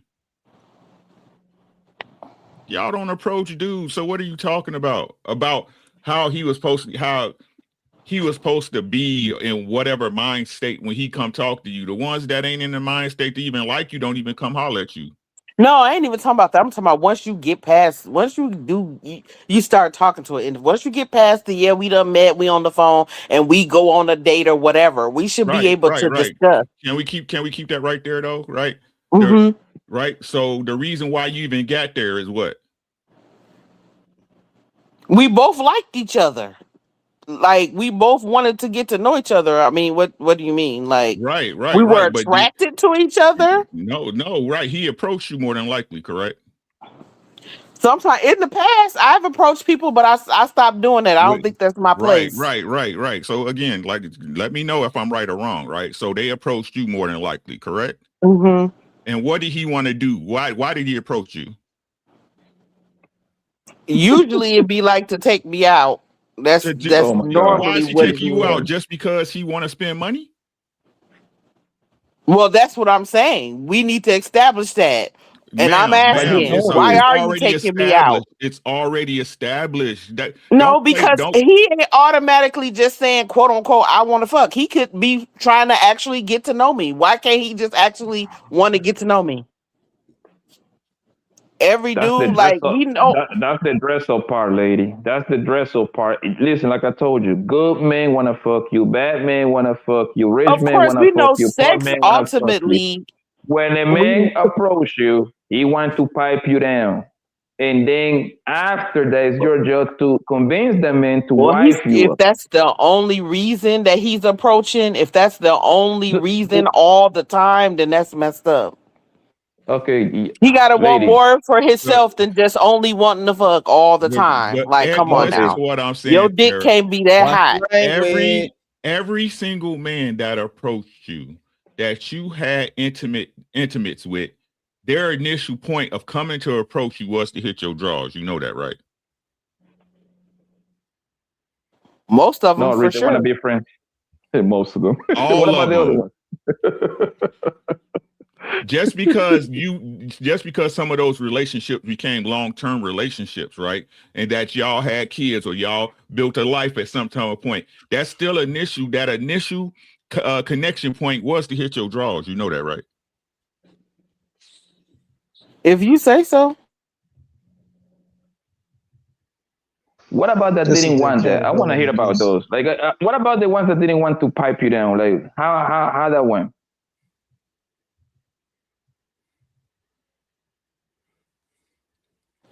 Some of the guys that didn't know, I didn't ask them if they didn't want to pipe me down. So I don't know if that was their original goal. Okay. That's crazy. All of them wanted it. Should know this by now. That should be like a 9 times out of 10, I wanted them to. Wanted what? This is crazy. Right. Why are we doing a circle argument? This is crazy. So, lady, let me ask you this. Wow, bro. Wow. So let me ask you this. So when the guy, let's just assume this guy comes tonight. I don't know if you are at the store right now, right? And say, hey, girl, I find you attractive. I just want to fuck. What happened then? Can I get your number and then want to fuck you sometime this weekend? I don't know, depending on what's going on at the time and how he looking. I don't know. There you go. There you have it. Of course, I'm not. She got an AP, she is not mine. You cold. Of course, I'm not going to just accept somebody who walking up talking to me like that. Come on now. All right, one second, y'all. Hey, That's my boy crazy. Ali said, I'm striking Glenn and Trey. How y'all collaborate before we did, and tell Karen to take off the 3D glasses. We not watching the Avatar. Man, listen, Glenn just popped up in my comments. I just met this brother that I don't even know him. I guess I'm in the algorithm because we grinding, Ali. First of all, why don't you pull up? Hey, shout out to Ali for the $20 though. Shout out to Ali. Go ahead, bro. But the thing, lady, you just literally say 5 seconds ago you want a man to be upfront with you. Yeah. Now, yeah. They don't know what they want. This is it. So that's why the man got to do. That's but what I'm saying is that's good. If he says that, then I have. Listen, lady. That's what the man got to do. All this extra bullshit, like, oh my God, can I get your number? I want to get to know you. I want to take you out to some margaritas and paint. Because I could just say no, and it'll be done. Like if he's being upfront and that's what he wants, I'll just say no. And it'll be done. All the hoopla and all the extra, whatever, we won't have to go through all that. The whole point is, and he can move on to the next person. Lady, and I understand your answer, right? I understand your answer. This is why men do go the way that the way it goes. Because they don't want to be rejected. It's not that. It's because they understand if they be 100% truthful with you, for some crazy reason, you're gonna turn around and flip it on them. That's exactly what's going to happen, for the most part. Wait, I'm sorry. I'm bringing something. We don't know if we're that guy. Like, I'm confident, I'm proud, and I got a high ego. But I'd be a stupid idiot person to believe that if I walk up to a woman, I know for a fact she like me off rip like that. I have to figure that out. I might find out 10 minutes after talking to her, but I just can't walk up to her like that. I gotta talk to her. I gotta play the game. I feel like there needs to be a vibe. There needs to be something like, before you be approaching people. I don't know. A vibe. What a vibe look like? For me, like you, Tiara, respectfully, and you my homegirl for real. You too old for a vibe, girl. You talking about a vibe? I'm just saying, like, you know, if you around a person, you know that if you around a person, if you feeling a person or not. Come on now. I got it, but like, I'm just saying the terminology. Like, come on, Tiara, I'm looking for a vibe. Come on, really? No, I mean, well, maybe vibe isn't the term, but I'm just saying, like, when you're around a person, is it because you're a school teacher? The kids' terminology is kind of influencing. 6'7". No, and I am not. I told you I'm not a teacher, but anyway. I thought you was a teacher. No, I work in an administration at the school. I'm not a teacher. Okay. Oh, you big dog. Okay, my bad. Hey, Uncle Rick, after talking to so many women, I mean, she got a good pension coming, y'all. So but all fellas in the comments, she got a good pension coming. Vibe is sexual attraction. That's what the vibe is. Hey, Uncle Sexual Rick, attraction. the vibe when women say it ain't nothing but you making her feel safe and comfortable. Sexual attraction. It's sexual attraction. That's what it is. Yeah. If you make her wet, that's what the vibe is, bro. Simple as that. There is no oh my goodness. There is not much complication, bro. I hate when you're trying to make it like sophisticated. The vibe is, if you make her wet and horn. Simple as that. So that simply acknowledges again, y'all know that man is trying to fuck you when he approach you. Y'all know that, but try to play dumb and stupid with it. I mean, I assume every man that's what he's trying to do. And then she pick and choose because she say, "Let me know what's wrong." And one man is gonna get it if she's attracted to him. The man that's not, she gonna make him do dinner dates and jump through hoops. I ain't gonna make him do nothing. I'm gonna tell him no from the beginning. Exactly. But hold on. Why so serious? Hold on. Go ahead, Karen. No, I was just saying. I just make the assumption that every man approaching me, that's what they want, unless they're gay. Yeah, it's your job to change my mind. Yeah. And Uncle Ray, do you want to know why they play stupid? It's very simple. Because now they get to hide, they get to play victim later on. Plausible deniability. I didn't know. Yeah. They get to play victim. No, I don't like to do that. I definitely don't like to do that. And I tell other females don't do that either. Like, don't try to act like you didn't know something that you knew from the beginning. No. And that goes for other than just sex. All right, there's never women on the panel who don't do I got a question. So I want to ask a question, y'all. So is monogamy realistic in the social media area? Is monogamy?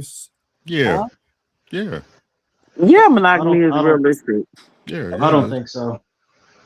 Yeah, it is. Yes, it's definitely rare. I ain't saying it ain't real. It's rare, but it's definitely realistic. But it's just like in the situation with marriage, in a marriage, at least for a successful marriage, that's two parties both committing to do the work every single day. So the only way you're gonna get that monogamy and make it a reality if both parties got to commit to doing the work every day. And the only reason that divorce stuff creep in is when one party, that's either man or woman, decides they don't want to do the work no more. That's it. I don't know about that, bro. It's attainable. So I think monogamy only works under accepting a true patriarchal premise. I agree. And you cannot accept patriarchy without acknowledging that polygyny is part of patriarchy. Right. Not saying that it's for all people. We could say that it's biblical. There's actually not one scripture in the Bible that says polygyny is a sin.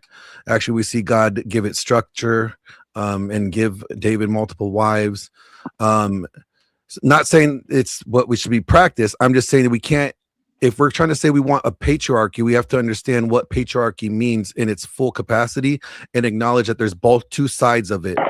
The way that we have a monogamy today, it is not patriarchal monogamy. It is like a matriarchal monogamy due to the way that our laws and incentive programs have been set up. So we have like this faux patriarchal system where it looks like patriarchy, but it's not. It's like you look like you have the responsibility and the authority, but you just got the responsibility. You forfeited the authority. And so in the social media era, I mean, even the last 40 years, we have not been monogamous. Monogamous is one mate for life. No, we've had serial polygyny, or you could call it serial monogamy, where you go from one committed relationship to the next committed relationship. That's just soft polygyny. Facts. Yeah, it's pseudo. It's a pseudo polygamy.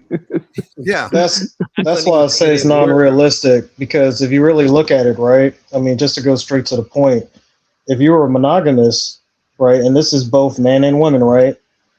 then as soon as you find that one, then all those followers need to disappear. You don't keep people in your orbit.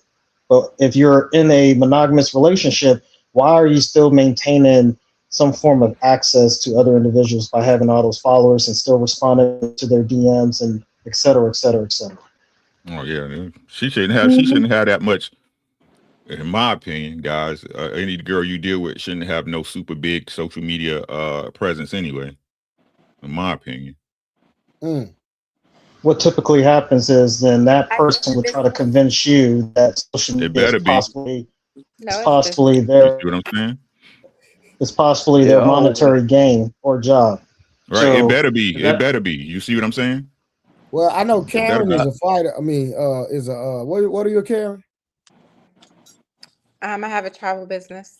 Right. It better be. Yeah, so she has a travel business, so she advertises by flying everywhere and posting everywhere. Yeah, again, even in her swimsuits. Yep. Yep. Oh, so that's why you was in Thailand and all that. Listen, man. I think you niggas lying to yourself, man. A real nigga, a real man. Like, is this okay? A real man, a real nigga needs a good wifey and a hoe. Okay? You need a good wifey at home, and you need a good freaky hoe to go play it outside, man. Yeah, are downgrading yourself for just keeping one bro around, bro. I'm sorry. I need a couple of things. I like to get my girls like when I go to Costco, nigga. I like to get them by the bundles, nigga. I cannot get one. I need a couple. I need a couple of them things, bro. Get two for the price of one, homie. Y'all need to stop playing with yourself. So, I mean, I think we understand like men's mating strategy is unlimited access to sexuality, right? That doesn't mean from all women. It could be you want unlimited access to sex from just your woman. There you go. Right. Or it could be that you want multiple women. That it's not men are not a monolith in that sense, right? Just like women are not a monolith. But understanding that, you know, there's a sense of duty that are on both sides of a relationship that needs to be prioritized. And this is where men and women fail, is when they are more concerned about what their needs are rather than their partners, instead of whether or not are they fulfilling or meeting their partners. There you go. That's what when I you was start thinking about me, you're not thinking about we. And that's the problem. That's what I was saying about. That's why I was asking Rose. Like, ladies, for real, if you want to know how your man feel about you, do what he asks and see how he treats you. I'm being honest with y'all. Listen to what I'm saying. Even though there's some goofies out there, but every man know a lady when he got one. We know. It's those women that walk in rooms and men straighten up. A lot of goofies. You know what I'm saying? They straighten up. You know what I'm saying? They don't talk to her a certain way because it's just not allowed. It's just not in the cards. Right? So if you give him, that's why I was asking Rose, okay, let's say y'all right, and this is far-fetched, but I'll play you guys' game, right? Let's say you're right as a woman, right? I should be able to see your every need before it even hit, right? I should make everything comfortable so you can be the woman you are. Facts. What are you doing to free up off my plate for me to have the time to do this for you? Right? What extra do you give me to incentivize me to want to even move like that with you as a man, right? But y'all say, well, that's just the way it should be. You ain't special. No. You ain't special. You make yourself special. It's just that simple, right? Be a lady at all times. And if a man don't know how to act around you, you got an easy decision to make. You got an easy decision. It's the same with the dudes, man. You give your girl everything you promised her. Don't be a man of your word. Don't be doing shit you don't be saying stuff, you know you ain't gonna do, right? Be the man of your word and present it and see how she act. If she can't get under your program, your frame, and whatever y'all want to call it, you got an easy decision to make. Right? But again, you got to be doing your job, and that's the whole thing. People don't want to do their job. I should worry about me on a general stance as a man, because that's what I do. I got to keep my head on the swivel. But the stuff I don't want to deal with, you are supposed to be handling for me. That stuff you don't want to deal with, that mortgage, that car note, that insurance, that safety, that protection, that gun range, everything, you name it, right? I got you. Please note, if y'all not dealing with responsible men, that's your own fault. The other piece to that too is like we talk about the moving of the goalposts, right? And I'm going to talk to Glenn's point because he said something else very profound. All right. Now, when the lady says that you're not being consistent anymore, I'm just taking that as, okay, for a time you said that, hey, you needed help in this and I helped you. But then you made it where now it's my responsibility. So eventually that man is going to break by shouldering everything. And then once he breaks because he's shouldering everything, now the term comes out, oh, he's not being consistent. If you move the goalposts further, like far away enough, and then he cannot reach that, what is the term that they use? Expectation, that's when they start to say, oh, you're not being consistent. I'll stop there. Okay, I just wanted to say it was great talking to all you guys. I appreciate the time. Go to work in the morning. Yes, I do. And nice to meet you, Karen, because I didn't think I met you on the other panel or what have you. And nice to meet you, Glenn. You I like you. You got a lot of sense. I'll talk to you guys. Are you gonna be on there tomorrow, Trey? He working every day. Oh yeah, he said every day. Okay, I'll see you guys. Uncle Rick and Samson and what's old boy name? Why so? And 30K and all that. Yeah, but nice talking to you guys. I'm about to go to bed because I got to get up in like 5 hours. Good night. Okay. Good night. Have a great night. All right. Good night. So I'm going to say this. I think monogamy is realistic, but only for people who actually want that, because a lot of people actually don't want that. They might say that they want it, but a lot of people don't want monogamy. And I don't think it's social media that killed monogamy at all. I think it's more so people already did not want monogamy, and that just opened up more access and options and for people to seek attention through social media. But they were doing this even without social media, realistically. True, but not at the level though, because social media gives you a whole other level of access. We removed the shame buffer. Got to refresh. There was definitely. We removed the shame on both sides. We had guys when I was coming up, like, I know you guys probably agree with me. How many times do you lie to a girl to get in her pants? All the time. Exactly.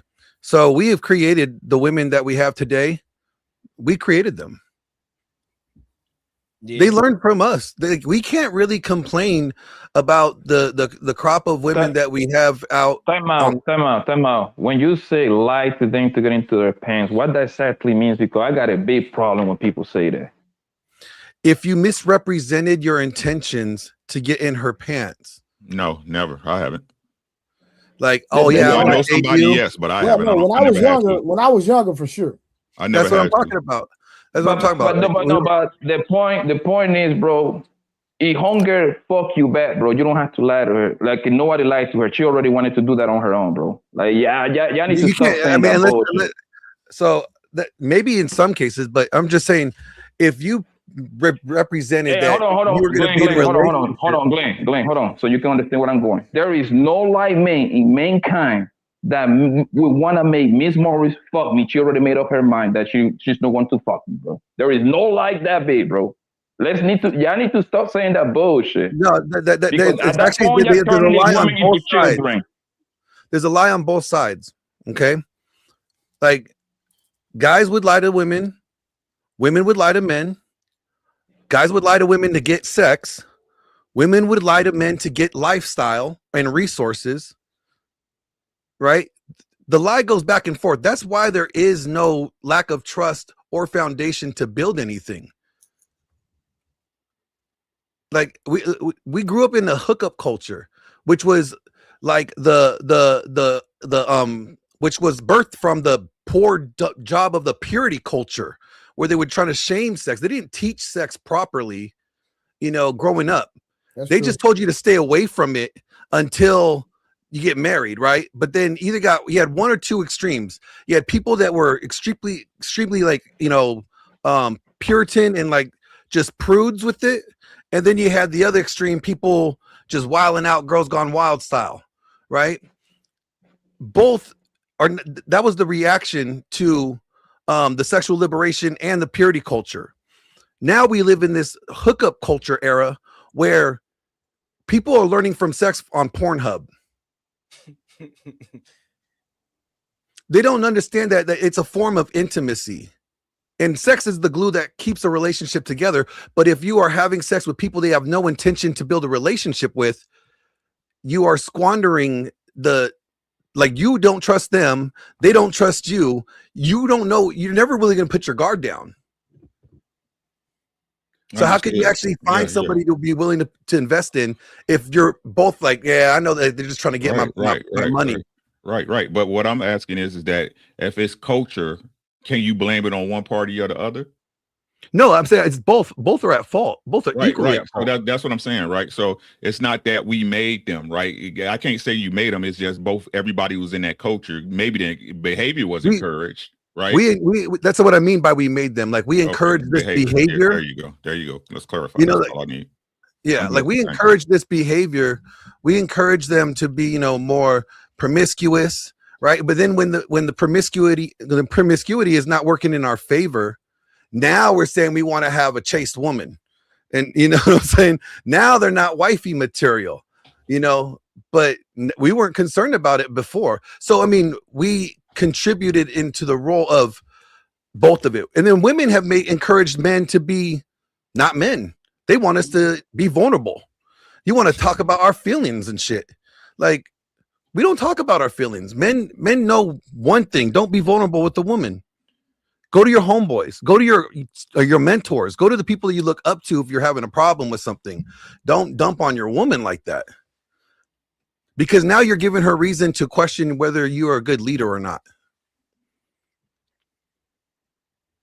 Hey, Glenn, I had a question for you. So when something is created, right, how does it continue through generations? By it becoming normalized. And how is it normalized? Who typically teaches that in the children? Parents. Okay. Disney. The reason why I said that is because, yes, so let's say that I'm following what you're saying. Right?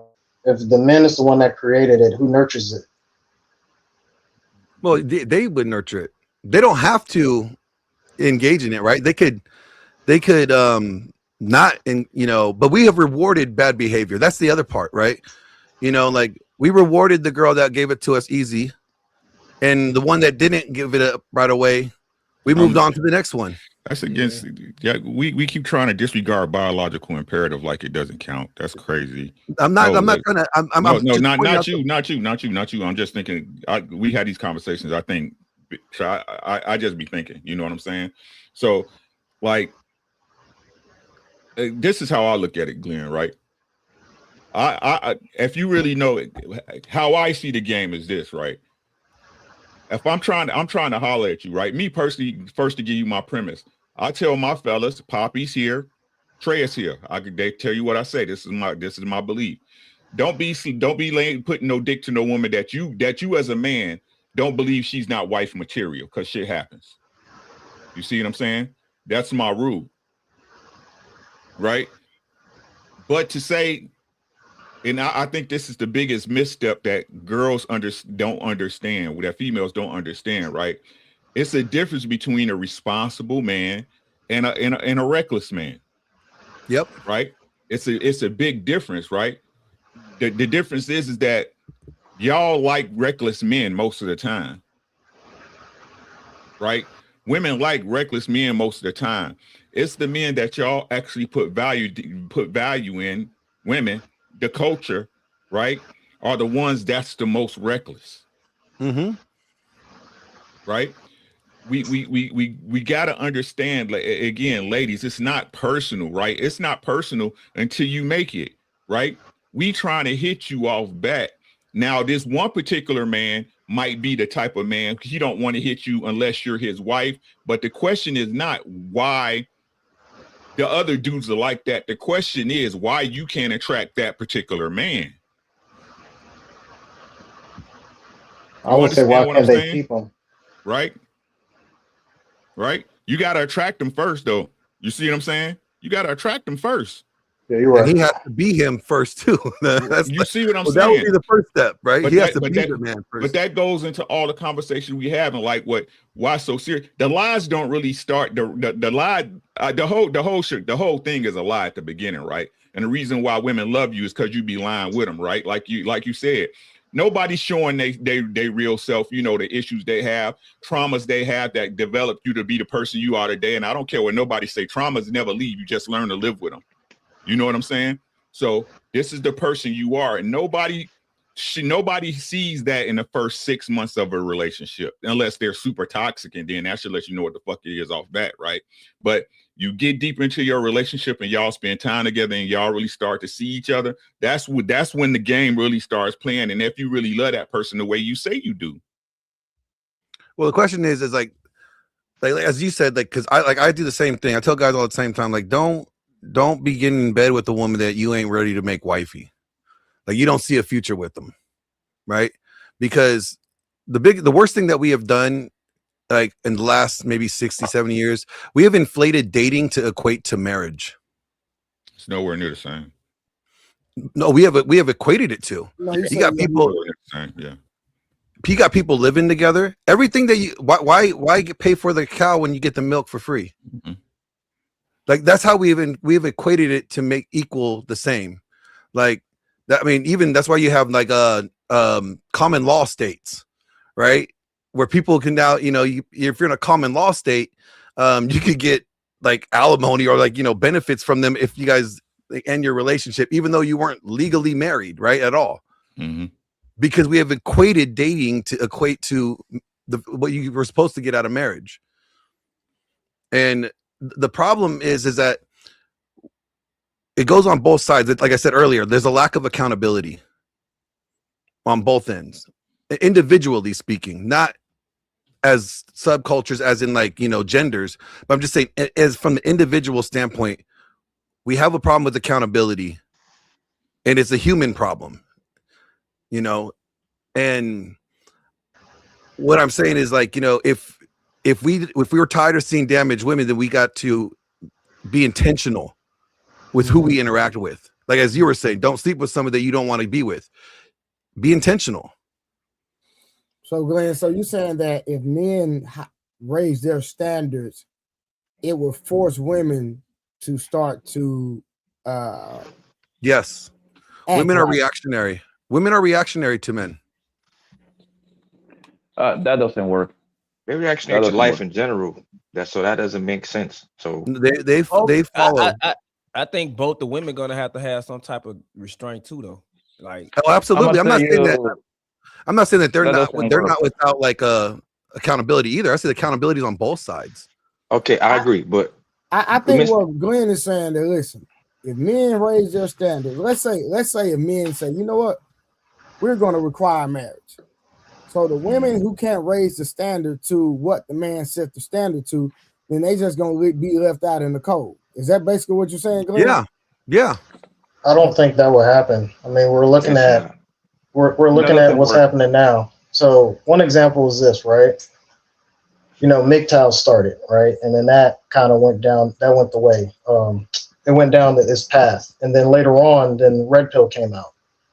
And there was a reaction to that, to the point where now they wanted to make it political and saying that, oh, these are incels, this, that, and the third, to try to push the government to make it some form of some type of law or put it into legislation. So the response is that it's like, okay, we're going to force you to go back to your place. And then, of course, you know, we had the cancel culture, which led to Me Too. I understand what you're saying. So there's men out there that will raise the standards and say, I'm going to abstain from sex. And that's the reason why I said the original statement about what if the man was told it. But the response will be, oh, you must be gay. I get what you're saying, but we're looking at in real time what's going on. And I believe that's the reason why the dating game, because they call it the game, has become transactional to where it is today. Well, I mean, and that doesn't work. That doesn't work. And I'm gonna tell you why that doesn't work, bro. Because most women are hoes, Mr. Glenn. Okay, most of them are hoes, which means, right? Which means that they have been damaged. And yes, the man can hold back, right? And get one of these queens that are over here left, right? Come to him. They probably get along with it for 6 months, maybe a year. Hell, I'm giving you 2 years. Guess what? She's already damaged. She's gonna be craving to get back on the street. So that's gonna mean that she's gonna find whatever reason she needs to create in her head to go get back out there, bro. Because once a woman get fucked by a certain amount of guys, there's no returning back for most of them. You're gonna have your exceptions in there, yes, but they're gonna continue doing that over and over and over and over. Are you talking about pair bonding? I don't care. There you go. You see, you know where I'm going. Exactly. That's exactly what I'm talking about. Well, so that there is also the the proof, like the theory and like the study so far that if you were the guy, let's just say let's just say you got with some girl that had like 1,000 bodies, right? And you're 1,001, but you transcended that sexual experience for her. She has the ability to pair bond with you. That's what the study is showing now. So body count, they're saying body count doesn't matter unless you are the ones that are subpar, basically. There's only been one study so far on that, so I wouldn't say it's irrefutable data, but I would say that it's interesting because you can see cases like that with so I interviewed Tito Ortiz's wife. You guys remember Tito Ortiz, the Huntington Beach bad boy, the boxer, the UFC fighter. He's a UFC fighter. Yeah. UFC fighter. I interviewed Tito Ortiz's wife about last month, and how their relationship made it, because he was with Jenna Jameson. He had 2 kids with Jenna Jameson. He went through a horrible relationship with her. He hated women. He was like, I'm done. He's going his own way. He had custody of his own kids. And Amber Nicole had her own life. She was like a boss girl. I was like, what made you want to give up everything that you've built for him? Because he was the guy, right? He ended up being the guy that she was willing to give up everything for, and stuck with him through all the hardship, right? Half the battle is knowing what you're willing to sacrifice and for what you're willing to sacrifice and being committed to it. The real problem is that we're not really committed as a generation. We're so quick with the easy button. We go through divorce like it's a drive-through. We don't think that there's this who does that though? Glenn, culturally, I think. Well, I mean, if you're saying divorce, we know that women initiate divorce 75% of the time, right? But when I had James Sexton on, the divorce lawyer, we broke that number down. I said, okay, explain this to me. He goes, half the time of that 75% of the time, the lawyers are the ones encouraging the wife to initiate the divorce process. Wow. Yeah, I like him. I listen to him all the time. And it's because okay, let's say the husband cut off the finances, he's not sharing his resources with her, and so now all the bills are left in her, she's responsible for all the bills and stuff. Well, they're still legally married, and he should legally still be giving her access to the joint resources. So the only way that she could get finances would be to have an injunction put in place, legal, a court proceeding. To basically, a divorce is you're suing the other party, so they have to file paperwork, just even though she may not want to divorce him, but the only way that she could financially get any assistance is for that to start the proceeding. Mm-hmm. So yes, I could say that we could say 75% of the time divorces are initiated by women, but that doesn't mean that all women want to divorce their husbands and all women bad. Now, no, go ahead. Oh no. Yeah, and also I know at times there are men who won't leave. So they might be completely done with the relationship, but they won't leave. And I even spoke to people personally and was who said that would ruin her. like that would crush her. Like, although they no longer wanted to be in the marriage, the situation, they were like, I gotta let her leave because it would literally crush her if I was the one who walked away, because my life is gonna be better without her, while her life is, she's gonna be just trying to figure it out. Yeah, the biggest problem that we have is we have no respect for duties anymore. Duties or like commitment. Like, we don't understand what a covenant means. Like, there's obligations that when you're in a marriage that you made vows for. And okay, Glenn, can I ask you a question? Hold on. I wanted to say, my bad. Can I ask you a question? You know how many men, and I'm speaking for men that we used to be married before. That was a long time ago, but it's over with now. I'm saying, you know how many men do what they supposed to do? Pay every bill, take care of everything in the house. When she needs something, sexually, physically, mentally, emotionally, get it to her. What you got to understand is most modern women aren't happy with a routine. And I said this many, many times. A man can go to a job he hates. If he make $150K a year, he'll stay there till he retires. Most women eventually get tired with her man's routine. And you know what most of them do? Not all, but most. They won't tell you that they feeling bad today. That, you didn't pay her no mind today. You ask her 1,000 times, babe, what's wrong? You okay? You can talk about it? No, I'm fine. I'm cool. Mind you, in the back of her mind, she's preparing to leave you. She's not even trying to work it out. Why is he being a good servant leader? Why is he accepting continued bad behavior? Bro, that's what men been doing since the dawn of time. You know how many men stay when they unhappy? Why does he continue to accept bad behavior? Because you know why? He gets up, he sees a room full of kids, that's his and her kids. He wants to stay with his kids. He knows that they separate and depart, he's going to have a hard time. He got to go to court. You're going to be on child support, paperwork, alimony, whatever the case may be. Most men don't want to go through that, common sense wise. That's too much to do. So he got into an unconscionable contract, knowing the risk, and he's saying, it's cheaper to keep her. For sure. Yeah. So then he's put himself in a position to lose, right? It's a lose-lose either way. So, but you're right. No, because there's ways. Like me and James worked on a book that I have out right now, and we discussed, like, there's things that could be done prior to marriage, what guys need to do before getting married. Like, one, make yourself the asset, but also put your assets in like a trust, like an irrevocable trust if you have assets. So everything that you bring into the marriage is untouched. Creating an LLC, paying your wages through your LLC, make yourself an employee of your LLC, have your LLC oversee your trust. That's how you could protect yourself. That's how you mitigate risks. Now, you could also start with a prenup that could spell out what is your parenting plan prior to, if there's, God forbid, there's a divorce, you already have your parenting plan laid out so that won't be infringed upon. Like when it comes to custody and stuff like that, these are things that guys need to be doing before getting married. 100%. But we get all up in the feels. We're called, like, that's my boo. She ain't gonna do me dirty.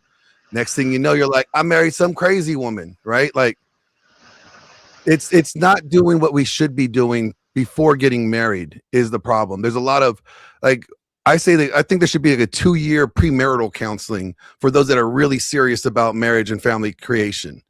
Hey, if you hey, real quick, bro. Hey, Karen, you remember how long did I tell you it take me to even start thinking about marriage, a relationship? How long did I tell you? 2 years. Huh? 2 years. But I agree with it. So can we establish a baseline tonight? Talk to us. So what you're saying, right? Even with all you said, Glenn, all these provisions, right? The things you said as a man, right? You still got to protect yourself, right? Absolutely. You'd be foolish to wander. Stop. Let's keep it right there, right? Let's keep it right there, right? What we're saying, if y'all pay attention, right? Dealing with a woman, she's a liability off bat. We when we want to talk about culture, right, Glenn? We talk about culture, right? What's the culture? Boys are taught she's a princess, sugar and spice, everything nice, blah blah blah blah, right? And we teach girls about boys. We should be teaching boys, right? Mm-hmm. We should be teaching boys what, hey, protect yourself. Well, the church has failed us that way because I mean, one third of the book of Proverbs is talking about watching out for bad women. Facts. I mean, was gonna say that. I mean, even King Solomon writes in like Ecclesiastes 7:28, as I search, but I still cannot find. I find one out of a 1,000 men to be righteous, but I couldn't find one woman among them. That's crazy. That's all the way back in the biblical days. So there's nothing new under the sun. That's what I'm saying, right? So again, when these conversations are being had with the approach that the woman is the sane party, right? The foundation of a relationship, in majority, no, y'all not. So No, Glenn, you're not. watch this. So play devil's advocate, right? So if biblically it says that in the Bible, so even if we as men set the standard, now I agree with you in the context of, you know what? Listen, we're gonna raise our standard, baby. If you get left out in the cold, then guess what? You just get left out in the cold.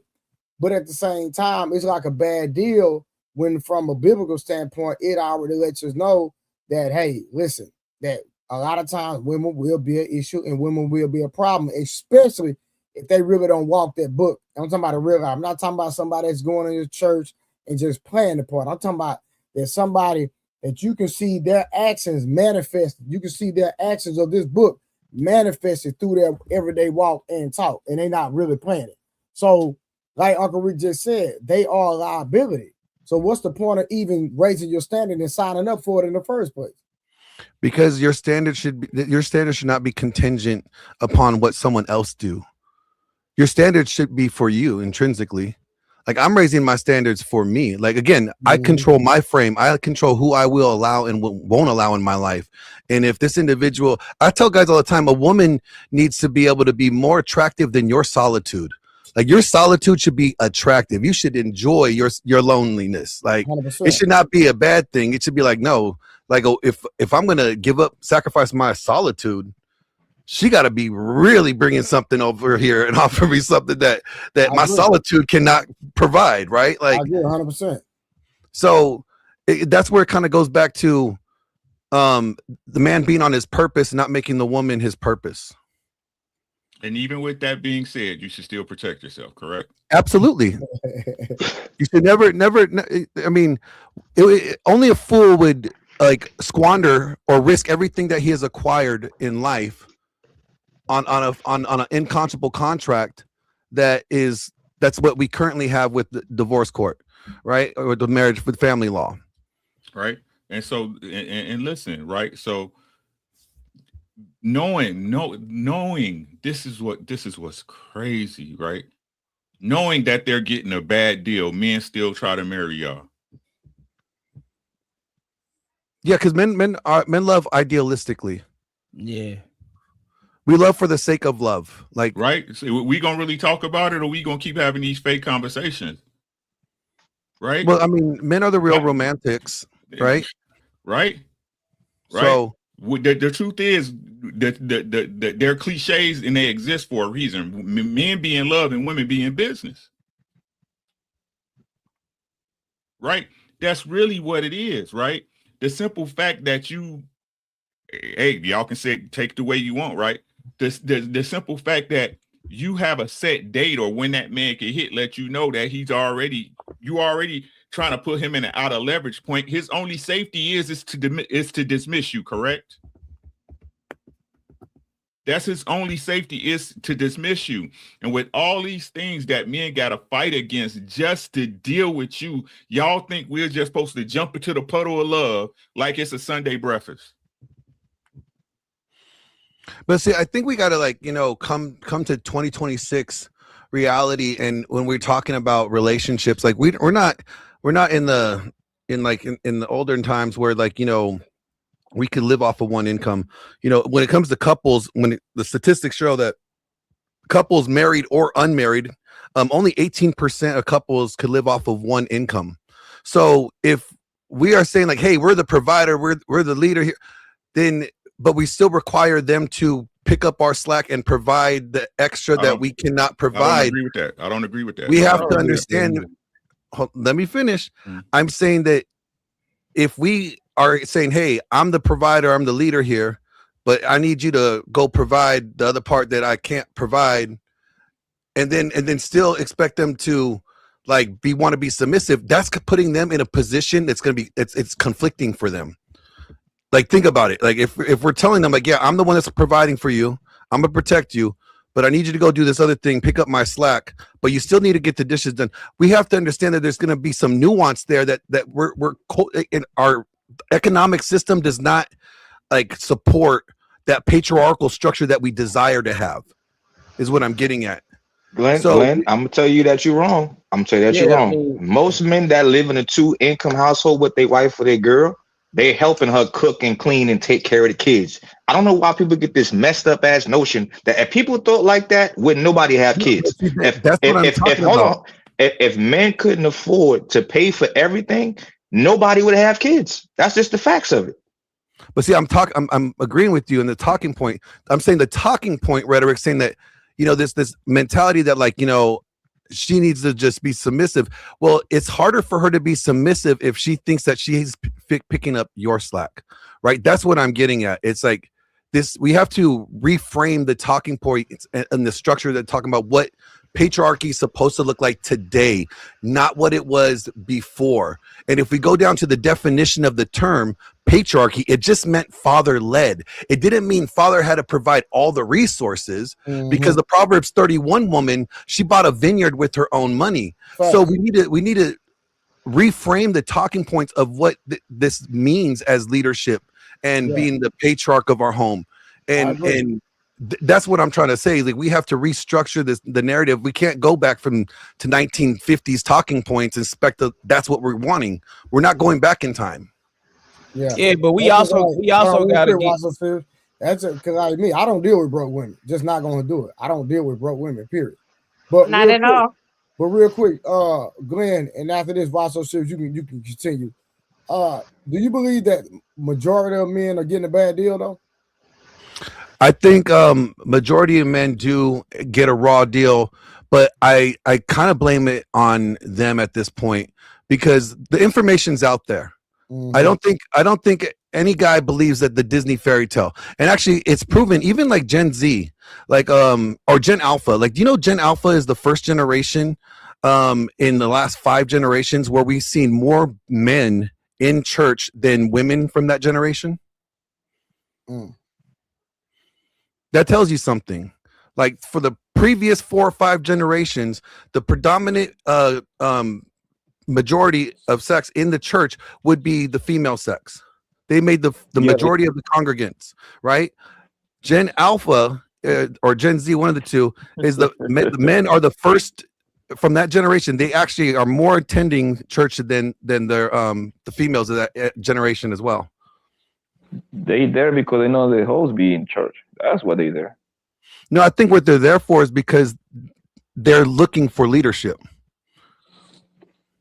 I would just be funny, bro. That's But there are hoes in the church too. I met a lot of them there. Listen, hold on. My point is this, right? If you have a good man that he's paying majority of the bill, let's just say she just pays to put gas in the car to take the kids to school. It doesn't make him less of a man. He's still a man. He's still got, if somebody knocks on the door in the middle of the night, he got to go see. If somebody break through the window, he got to go see. So you shouldn't only respect me when I'm doing things that benefit you. I'm still a man, whether I'm doing something that benefits you or not. That's weird to me. Because no man said, oh, if she don't cook food for me tonight, she's not my woman. You're going to be, okay, she didn't want to cook tonight. So what? It's whatever. Glenn, real quick, well, how old is the Gen Alpha generation? I think like they're still either like the younger side of it is either in their teens, and then some of them I think are just over like 18 or adulthood. I can't quite. My son is Gen Alpha, so he's 19. So yeah, he's just over think 19 years old. Individuals born between 2010 and 2025. Yeah. Oh, okay. Now somebody in the chat had asked that, so I was just trying to see what demographic, what age group they were. Yeah, I mean, it's interesting though, and what we're seeing like in like from like a church statistic, right? They're not in Protestant churches. They're actually going more to traditional mainline churches, like or Orthodoxy, Catholicism, not so much Protestant, because they're looking for that structure. So you said they're looking, okay, so they're looking for structure and leadership. Yes. But how does that? How do we correlate that with the whole experience with dealing with women and what a lot of men are dealing with today? So like a lot of these younger guys, they're learning. They're kind of like either if they gone their own way, like they went MGTOW, in the sense of they are more focused on creating their life, putting themselves in the best position. They already see like, oh, women are acting wild. They're either OnlyFans or they're some form of 304, and they just don't see the value in them at this point in their life. I'm gonna interject real quick. So how do we blame that on them on men though? Because if I stand corrected, you spoke about how that men have created the women that we have today. So yeah. So explain that to me. So we have rewarded the bad behavior of promiscuity. Like we've capitalized on promiscuity, right? And that's how we reward it. That's how we created it, right? We showed women that, this is what we like. Something like that. Yeah, if you can give like specifics of awards. Are you talking about like the Simpson Tricks are the ones that are giving the award? Attention is Golden Girl World. We reward them by the attention. Like I even told like Brian Atlas and like Andrew, like I'm like, when you bring these girls on whatever, like you are literally rewarding their bad behavior. You think like getting to make your you're giving them the attention. Glenn, and to make your point stronger, I just saw this report like literally like 3 days ago. America is the country that reported the highest revenue when it comes to OnlyFans, $2.something billion. The second country was like 300 million, my nigga. So we like 6 times higher than the second country, bro. And what's even funnier, okay, so like there's this whole immigration issue right now, right? And they're not letting a whole lot of visas in right now. Do you know what a HB1 visa is? I've heard of it. So it's an entertainment. It's an entertainment visa, right? Like you have to be like a celebrity, like an actor or an athlete or a musician, right? So the gold card for Donald Trump. Okay, I know what you're talking about. Okay. No. It's the HB1. No, the gold card is for business. Like you want to invest into America, you got to pay $5 million. That's what the gold card is. Gotta pay. So we only approve so many HB1 visas. No, it's 1 million. It's 1 million. It's 5, brother. But okay. So we only approve so many HB1 visas a year, and the majority of HB1 visas that got approved for entertainers, musicians, athletes, they actually went to OnlyFans models with like a high subscription, status. Like it's just kind of it's just like we say we want better behavior, but then we reward again right there. That's rewarding bad behavior, right? But Glenn, watch this. I don't mean to cut your wisdom, right? But I understand what you're saying. But let's take like China, right? And y'all correct me if I'm wrong. From my understanding, China, like you can't even get on OnlyFans. Yeah. So yeah, they lock down their IP addresses. So what I'm saying is that I believe that's a more reflection of our government, because the government can literally shut that down, but we incentivize, and we allow it. So if they were to shut it down like China did and say, hey, we're not going to allow this degenerate content to be across where certain people can access it, then that wouldn't even be a thing. By the time somebody says it, I mean, well, here's the thing: women don't want to get rid of porn or anything like that. Even the married women don't want to get rid of it. It benefits them. Yeah, and that's why I was gonna say that OG made a point that women submit to power and all that. We men already, and we've been telling women this. I hate to be that guy because I hate bringing up the system, but women gotta understand that there were things put in place to take power from the man to give to the women. And what I mean by that is the government assistance. It benefits women because most men not getting on that.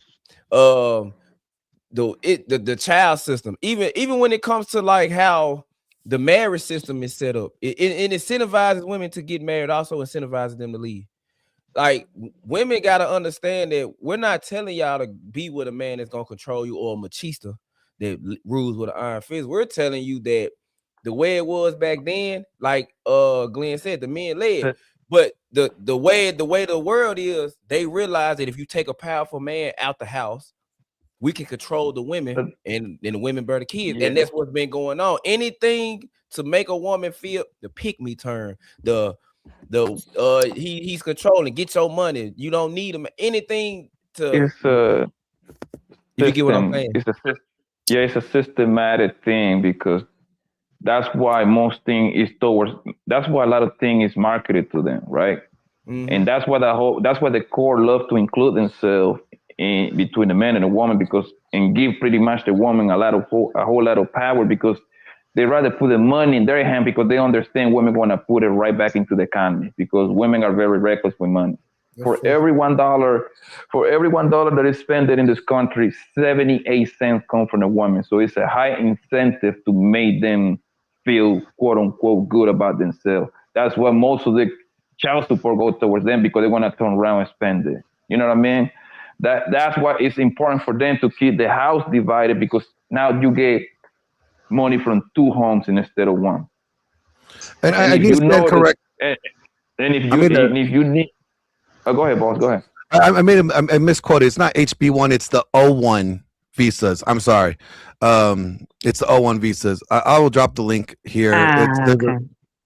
It's reported by this is I think it's like New York Times, not New York Times, like New York Post or something like that. HB1 is for visa is for the workers from other countries like India. The workers China, who are supposed to have extraordinary skills. Yeah. Yes. Yeah. I'm putting it in the private chat. Extraordinary skills, all right. That but the O1 is for entertainment. Yeah, O1. That's what it was. Yes, the O. I just put the link. O1 is for entertainers. HB1 is for. I told you to come up. What's this? You told me to pull up because I got the smoke. So here's the thing, right? One, we always like to talk about men protecting themselves. Only 6.5% of men pay alimony, a minority, and the majority of them who pay alimony are the ones who are high income earners, which the average man is not. Thus, the thing of being average, right? We're all mostly average. Well, nobody on this panel is probably average. If you're a six-figure earner, you're not average. You're out of this conversation. Your experiences, while very valid, are not the average. So let's talk about the average, right? The average is that government is still majoritarily run by men. If they wanted to outlaw it like they have with abortions, with the support of those voting, right, who are voting in men, we see changes. But I think the ownership, right, there's this duality of, Glenn was talking about like the responsibility, right? And I put in the comments, someone was like, well, how do we support and create, this I'll say 304 culture? Well, the money goes to the money goes to the 304s, right? The strip clubs were making money even during COVID, right? The OnlyFans, the porn hubs, all of these things, even though we know that at one point, I think in the early 2020s, they did a survey of strippers, and I think the ones who had been molested or raped was like 75% of them. So and same thing with prostitution. So we actually know that the people who are doing these things have actually been damaged by a majority of men who have molested them, raped them, whatever, right? So it's like some things we talk about without really looking at how do we get here. And let's just say the ones who aren't, right? If your daughter or your cousin or whomever sees that the boys their age or the men in their life are supporting the 304 culture, what would stop them from turning to a 304 to get what you're glorifying? So you're going to make them do what you like. If your money's going there, your attention is going there, and the kids, not just in the same way why so many boys want to be rappers. Why? Because they see that the rap and the entertainment is what we glorify as a culture in America. So a majority of them now want to be social influencers, or they still want to be in entertainment because that's who we talk about. We ain't talking about everything's not black owned anymore. That's why most people don't want to be rappers. That's some bullshit. Ask these kids. So we don't have look at the latest survey. You're wrong. That's anecdotal. It's either sports, entertainment, or something with the entertainment. It doesn't just be a rap. You're just making that. You're making that. I said a rapper. I said entertainment, and I gave the example of rapper. I said entertainment or social media. Most of them now want to be in entertainment. When they survey the youth, that is what's coming up for them because that is what we have been glorifying. Now, just kick it back to the 70s or even like the 80s when it was doctors, lawyers, that's right? In American integrated with these other races. That's one mic, please. Have more. Please let her land. And the only thing we haven't is a white man's point of view. And I hate to say this to Glenn Lawrence. I really can't go to white men on modern dating because we live in different realities when it comes to dating. White men date with their wallet. We date with, what we date with. So, well, I'm like 5% North African, so does that count? But reality though is that even with a white man though, they're not just dating with their wallets. That's what we see and what we glorify on social media. The average white man is out earning the average black man, but this pay gap between white men and white women, which is primarily who they're dating and marrying, is the same 10%, or it's like 7%. It's even smaller than that of black people. Like pay gap. So it's not like the average white man and the average white woman are marrying each other, just like the average black woman, average black man, 85%. And for them, I think it's like the same, around the same thing. They're earning within 10% of each other. That's why the only when black women are the least married. Black women are the least married. No. I understand what you're saying. I forgot your name. See, what's your name? Still marrying black men. Yeah, I'm sorry for interrupting. My bad. Salute to Trey. Yeah, no, that's her point. Her point is that there's still the demographic between white men marrying white women and black men marrying black women is still the same. So even though I understand what you're saying that at least married, it still doesn't negate her point. Yeah. Real quick, Trey. Right, and the marriage actually of black women is actually going up with the fact that they're now dating outside of their race. So if you look at the increase that has been happening, there is an increase in black marriages in America in the last 5 years. In addition to black women are dating outside of their race starting to. But Becca, I understand what you're saying, but I can see you the results at my. I can see you the actual data. They still getting divorced at the highest rate. So even if they are getting married more, they're still getting divorced just as much. So that's a culture thing when it comes to that. Because the divorce rates. We can substantiate that black men, and I don't want to make this a racial content. We can get off this race. So I'm gonna make this last time we get off this race stuff. Black men are almost at 50% marriage rate of all black men. Like we're going up at 0.8% every single year. Being married to a black man puts you at a higher risk of divorce across any race. Look it up. I'm telling you what the facts are. Being married to a black woman married to a white man has the lowest divorce rate out of any interracial. That's not true. Google it. Google it. Google it right now. She's making up statistics. Google it right now. Black. No. Listen. I think Wolfpack makes up his own data. I don't have to. No, I don't, because I'm gonna send her. Google it. No, I'm not. I didn't say you. Oh, okay. I was gonna say I'm not gonna Google it. I'm gonna send you the actual data. I have looked at the actual data, and black women and white men's marriage have the lowest divorce rate. I'm going to send it to you. Listen, because we don't lie. I'm going to send it to you. And once you look at it for yourself, I'm gonna make sure you come back on this live and say, you know what? Can't you screen share? No. We're not doing it. It's gonna be too much right now. Listen. I want you to come on stream and say Trey was right. I apologize. Thank you. That's okay, I'm gonna look at. I'll look at what you send me. Go ahead, 30K. All right. What I was trying to say, I get it, Karen. This is like I said, I respect you a lot. The issue is that when when it's pivoted more than 3 points, it's very hard to follow, right? Wait, So, you said Karen? yeah, I said Karen. No, I'm not saying you did that. I'm just because you said let her land. But what I was addressing when you said let her land, Becca was jumping from point to point to point to point to point, right? So I'll give you an example. At the very beginning of her statement, I'm not going to say the word because Trey's live. I don't want him to lose his mind as being monetized. Hey, they've been doing it anyway, brother. All right. When you make the baby deleting comment, and then now we're talking about, demographics and who is more successful if they're married to what demographic, those are two different points. So it's like if you make a point, then you should allow a person to rebuttal that particular point. But if you make that point and then you jump to another point, and then you jump to another point, you jump to another point, like what is the point? You see what I'm saying? So I was just addressing that. So I will wait for her to land so that we can address it. There were certain things that were being said that I know that Glenn wanted to say something to, and I know that Watson Series wanted to say something too, but then it pivoted to another point. I'm not trying to come at you hard. A lot of people started talking at once. That was she's making up fake data. It was me. My bad. I was interrupted. Yeah, a lot of people started talking at once, and then you don't hear what anybody's saying. Okay. Real quick, Becca and Becca, you talked about women being, essayed, the strippers and what other ladies you talked about? You said strippers and who else? Corn people. Yeah, so corn people, right? But you act like that's the majority of women. Like, so what was the whole point of stating no, the majority of people are consuming those things, right? The average person is consuming or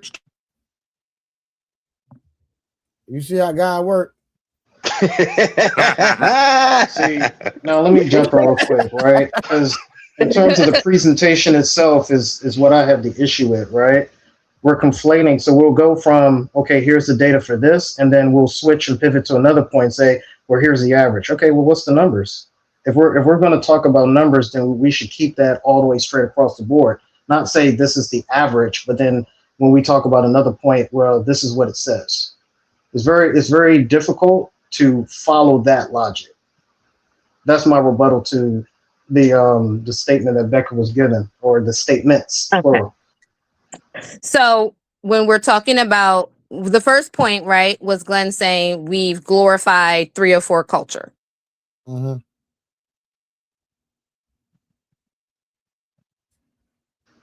Okay. I think she's breaking. So, hold on. Still working? That's me. That's me. I'm telling you, boy, the Lord is working, boy. Man, that's the Metro PCS right there. Don't do that after you the one who called her to come up here. Keep checking up for your cousin. You know who called her to come up here. Quit checking up for your cousin. Stop that. All right. So the point is that we have encouraged 304 culture, right? So we've encouraged it through multiple methods, including, hip hop culture. We encourage 304 cultures, strippers, prostitution. Let me rebuttal that. Now, my dad was in high school in the 70s, right? And and trust me, before hip hop even came out, women were like that. My dad told me that himself. I said glorifying, right? I didn't say that they weren't doing it. I said glorifying, which is the process of us elevating those endeavors. Okay. I can see that. You're correct. No, she's not. Trey, we can't let her go with that. She's not correct. You know who glorifies that stuff? Other women. You want to see what the average man, we don't. For sure. Right, especially a father, an uncle, a grandfather. We never tell our woman a little girl go strip. That's normally what women tell other women. If you really want to keep it 100, feminism and liberation has did this. It's okay. Wait a minute. One second, Becky. Go ahead, finish, boss. No, what I'm gonna say is this, right? Mm-hmm. This is happening because 80 to 90% of women find 80 to 90% of men unattractive. So now men can't get sexual attraction. They're going to get it for free. Most men ain't paying for only. Hold on, stop. You gotta let me land, please. Most men can find the stuff you're talking about for free. We're not paying for that. It's only a small handful of men paying for only stuff accounts. So for you to say that, that's illegitimate and incorrect. So I'm gonna say this, and I want this to be heard because we all know this to be true. There's women right now telling their daughters at young teenage ages to go get money from a man. If he don't take you out or buy you this or buy you that, don't be with that man. So what comes with paying for a lady, right? Access, right? I never heard a man in my life at 38 years tell his daughter or his niece or whoever, his little girl cousin, go out there, get some money, go sleep with a man. No. When women are left to lead the household by themselves, they're causing this. Every dude I know that's outside gangbanging in the hood in the street, he lived with his mama. Yeah. Every man that's a deadbeat I know was born and raised from his mama. I don't know men that got 2-parent households that behave like that. Why? That's not on us. I wanted to say something real quick to that.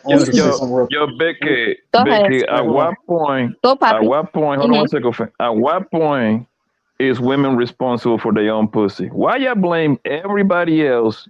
Y'all being hoes except yourself. I never understood that. I didn't blame it.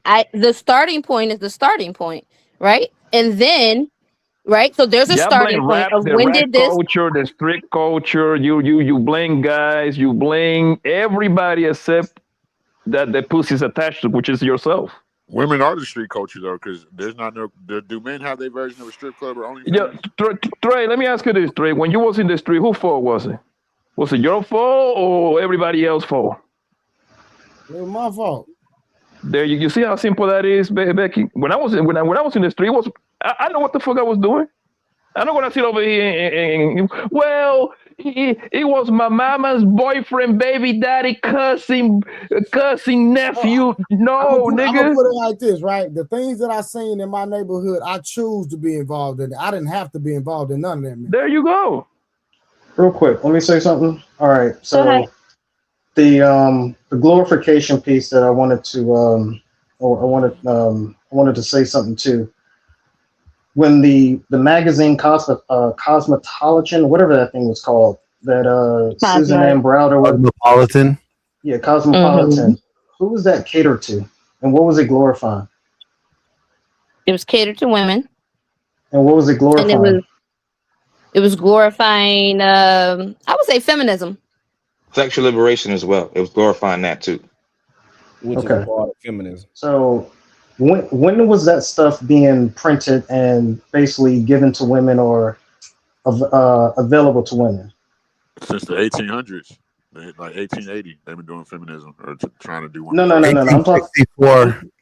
No, sorry, 1848 was. I'm talking about Cosmo. No, that magazine started in about 1963, between that time. Oh, I thought you were talking about feminism. Yeah, you're talking about the magazine. Yeah.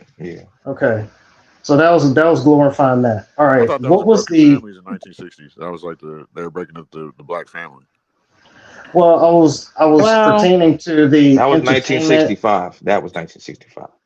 I was pertaining to the literature that was basically being pumped out to women to glorify a certain lifestyle, right? The other piece too. Well, wouldn't you have to look up though when sexual liberation actually became a part of Cosmo? Because I highly doubt that was in the there was the hippie movement, right? That took place in the late 50s into the 60s that then gave way at least in the black and See, so that was my next Free love point. was in the 60s. Free love, that was during the 60s. Yeah, free love was in the 60s, and the hippie culture was promoting that, right? Correct? Yes. And what was the purpose of them promoting free love? For men and women to be able to move around between each other. Yes, essentially that was what it was. It was saying because before that, a majority of people, men and women, were marrying as virgins. And so free love actually, yeah, go ahead. Where is the Madre Teresa movement? When are you going to start that one? How about that one? Since everything influenced your life, why don't you just start like a Madre Teresa movement? It's still being a whole movement. Where is that movement at? They don't want that. It's kind of... Well, no, I actually think that there's actually reminiscence of that movement actually in both men and women now, right? Men are talking about retention and women are talking about not doing it, honoring your body. So I actually think we're seeing the beginnings of that movement starting now. I gotta do you think that women really out there not, let's just use our community for not color based and just say use our community, right? You think I women really out there with colorful purple hair, baby hairs, big old chains with their name on it, big earrings, not going outside getting freaky? They outside 2 and 3 in the morning with the men, smoking weed and sitting on cars and getting in spinning the block. So what I'm saying is how old are we talking about? What age range are you talking about saying that happened? Okay, let's use this age range. I can speak. This is my anecdotal experience. From 20 to 40. No. I go lower than that. I would say from 14 to 28. That's how young it's starting nowadays. These little girls that don't got no parental supervision. Their mama outside doing whatever they're supposed to be with grandma, but grandma not watching them either. So what's Where's going their daddies? Hold on. The government took them out the house. Especially if they was our color. They definitely did. You know what I noticed too? When women get full custody of their kids, the father always got a hard time seeing the kids. Whatever happened between you and him, don't got nothing to do with those kids. I don't know no man on God's green earth that because he's mad at you and he got full custody, you can't see your own kids. That's the thing of being spiteful. And most men are not innately spiteful by nature. That's normally a female trait to be spiteful. Not saying that men can't be. To do that. It's kind of like white. It's like when they say that black people are racist. I say black people can't be racist because white people got the system to practice racism. It's the same thing with women in the system. Like, and it really kills. Black people can definitely be racist, though. I just want to dispel that. Racism by racism by definition is the belief that your race is it's called racism. Google it. It's literally a definition in the dictionary, right? This is not anecdotal. How we describe racism is anecdotal. How it's actually. Thank you, guys. So let me finish what I was talking about, right? Because this is the way I'm going to tackle the points, right? Once you say that it was glorified by men, and then there was no dates, right? I'm actually given like historical events and when this stuff happened, and actual movements that turned it into a culture. So I talked about Cosmopolitan or Cosmo and what it was doing and what it was targeted to. So this is something that people can go and research. And then also look up what Susan Ann Browder actually admitted to and what she was told to do. All right. It was meant to do by who? Look it up. Because I didn't interrupt you when you were speaking, if we're going to do that. I just gave you points. I gave you an actual author that was actually at Cosmo and actually wrote her book called Subverted. Look it up. And she will tell you exactly who told her to do that. I'm sorry, 30K. Can you say the name again? Susan Ann Browder. Thank you. So then I went from that point, and then I went to the hippie culture, which they were promoting free love. There was something that came out of that free love, which was a serious problem in the 70s. We don't call it what it was called back then. It was called venereal diseases, to the point where they actually had to preach that in high schools and say, hey, y'all need to protect yourselves. All right. But they didn't say that you could not, basically have sex. So when we talk about who's glorifying it, right, the issue is that I'm giving points of a culture, an actual literature on what was promoting to where we got till today. And ultimately, now we're seeing what's going on. When you hear the word that we want to be empowered, is that a man saying that or is that a woman saying that? You said we want to be empowered? Yes. Oh, women. What is the purpose of that? To be empowered of what? To be liberated from what?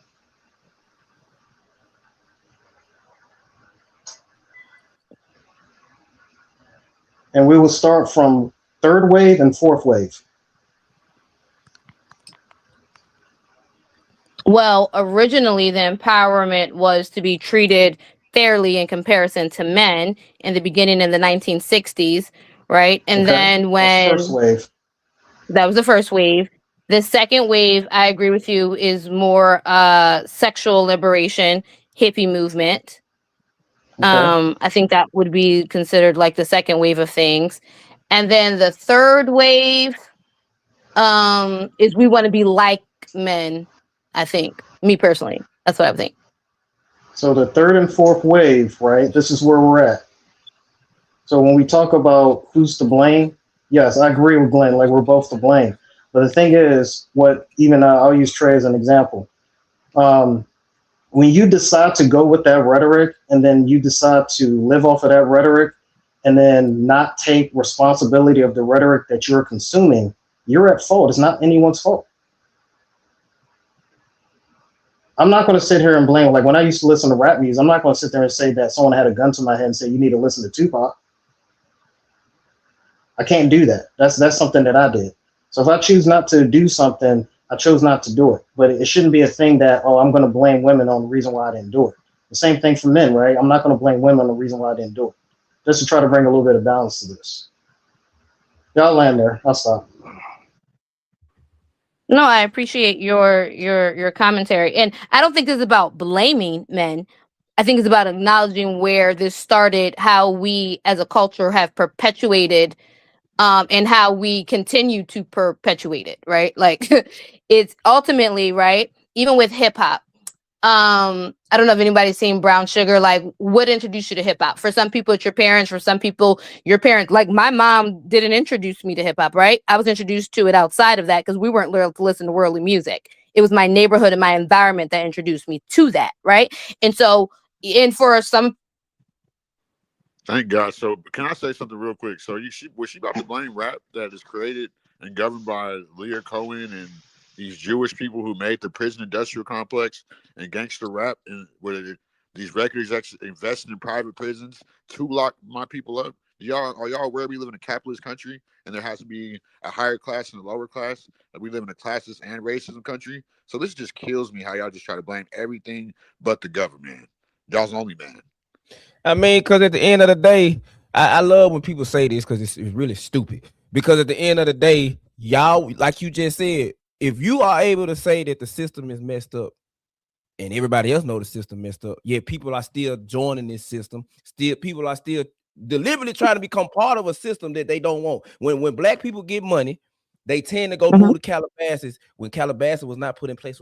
Black people will leave where they at to go be a part of a system. They complain about this system. You can't complain about a choice you are making. Yes, the system is, I don't think the system is meant to be, it's like I say, it's for socialism. It's for if you, a poor man is poor for a reason. Like it is what it is. But at the end of the day, you can't sit here and make, of course the system is the way it is, but it's up to you to make the decision to go against the grain.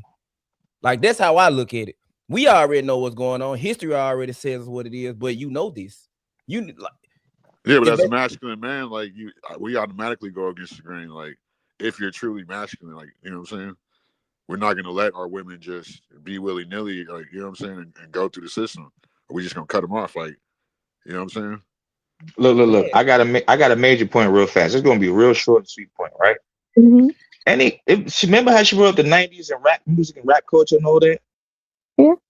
Before you saw a woman in a rap music video dressed like that, who let their daughters leave the house like that? Well, what about the early 90s rappers like Queen Latifah? They were conscious rappers. They weren't hoes and stuff until like Lil Kim and all that. So obviously there was an agenda there. My point is, once they took the patriarch out of the household, that's when the community started to crumble. If you have a woman in the household, this is just what I noticed and what statistics and data show, right? She's working 16, 17-hour days. She got 3 jobs. She's never home. She got sons and daughters, right? So she's never home. So that means it's when the parents ain't home, where the kids going to be at? Outside. Most of us is like, yo, my mama said stay in the house. I can't go outside. We still went outside. The point is, when there's no male and structure and order in the house, things tend to go left. Why do you think in a lot of those, different, people of different colors don't have the same problems that we have? They have them, but not as much as we got. True.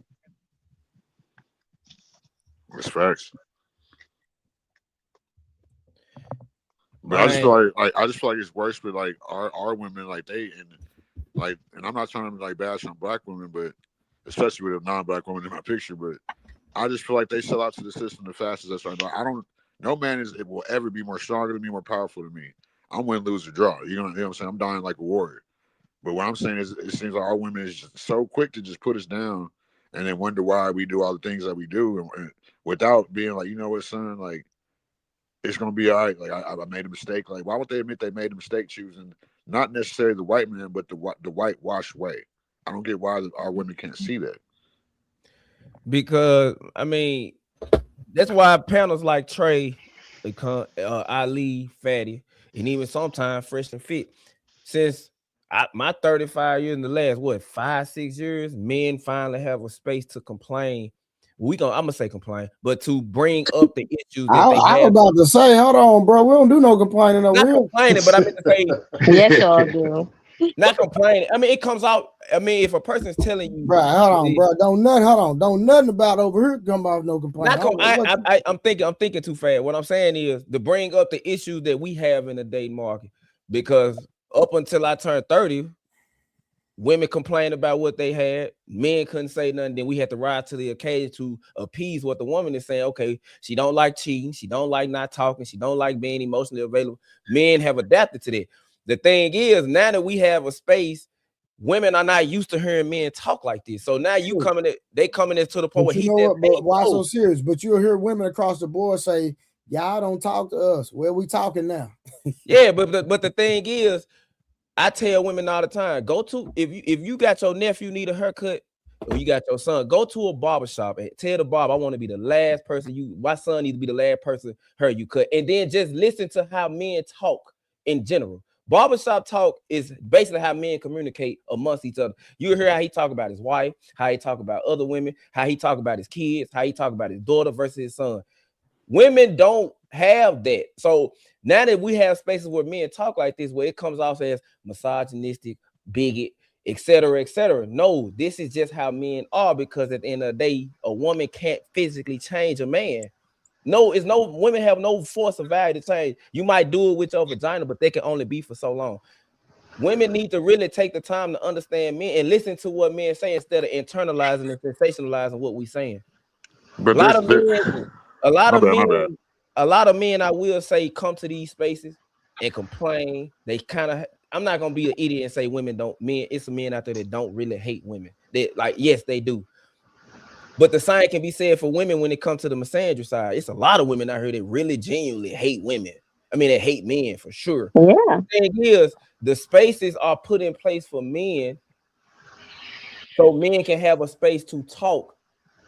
A lot of men can't go to their women. And then when we have these panels, the panels show why women internalize and sensationalize. And then they make it back on them when it's crazy to me that men have to go to their woman and speak in general. Where they'll bring up a situation with their homeboy, they really talking about themselves. They want to edge their woman to see how she'll take it. Well, like Samson said like last week, that's what men do. The thing is, women need to understand that these spaces are around for y'all's sake. We're giving y'all the game on how to keep a man 40, 50 years. Women are going against the grain because you're not going to change a man. I don't understand why women think you can reinvent the wheel. Men are just going to adapt, which is why a lot of men are lying. A lot of men are putting up a facade because they're going to get a man is going to by any means get what he wants from a woman. Well, so serious. Oh, my bad. Go ahead. No. Yeah. So, you said that there's not a space for women to complain like that, or did you say that they have the space but we don't? We have space amongst our friends, amongst my dad, amongst the men, but in the last 5 years, I can say this is the only time in history where I've seen a space where men can actually have barbershop talk. We can actually have a discourse amongst women, and we actually can go back and forth and back and forth. Like this, in my 35 years of living, I don't know, because I'm not part of the hip hop culture like that, if I'm gonna be honest. So I don't know. Y'all can correct me on that, but that's what I'm saying. Like women have spaces. They can go to their therapist. They can go to a sister. They can go to the internet. They can make videos crying on Facebook and social media. They can go to the inbox with the simps. They can go it's a lot of women have a lot of outlets to express themselves. Men really don't. So now that men are having the power to express themselves, what they're gonna say in the beginning might come off as hatred, might come off as he's belittling. That's just his experience with women in general. Stop people look at the messenger instead of listening to the message. I hate that. Yeah, I Well, wouldn't women call it are emotionally based. complaining. We're I logically wouldn't call it based. complaining. I would call it we just talking, bro, over here. That's Yeah. it, man. That doesn't mean people is complaining. I hate when people say that whole complaining shit. That's corny. I mean, I don't want to use the lady women's word, but when they do that, they say they're expressing themselves. So if you're expressing something to saying, hey, this is what's making me frustrated, I just want to get off my chest and I'm good to go and go back to what we're doing, then I mean, I don't want to say that we're expressing ourselves, but you're basically trying to get certain things off your chest, because everyone at some point in their life starts to build cortisone in their body and they need to figure out a way to release it. Yeah, this ain't that much different than when we talk about sports and we talk about our favorite thing, what they need to do to go to the playoff next season. Hey, you need a new offensive line. You need some defensive back. You need a new running back. That's not complaining. We just talking. You know what I mean? That's it. There was something else I just remembered. Because I am a Gen Xer, but what was it 1983 when The Color Purple came out? I was going to ask the fellas, do you remember a movie that was the male version of The Color Purple? I'm not trying to be triggering.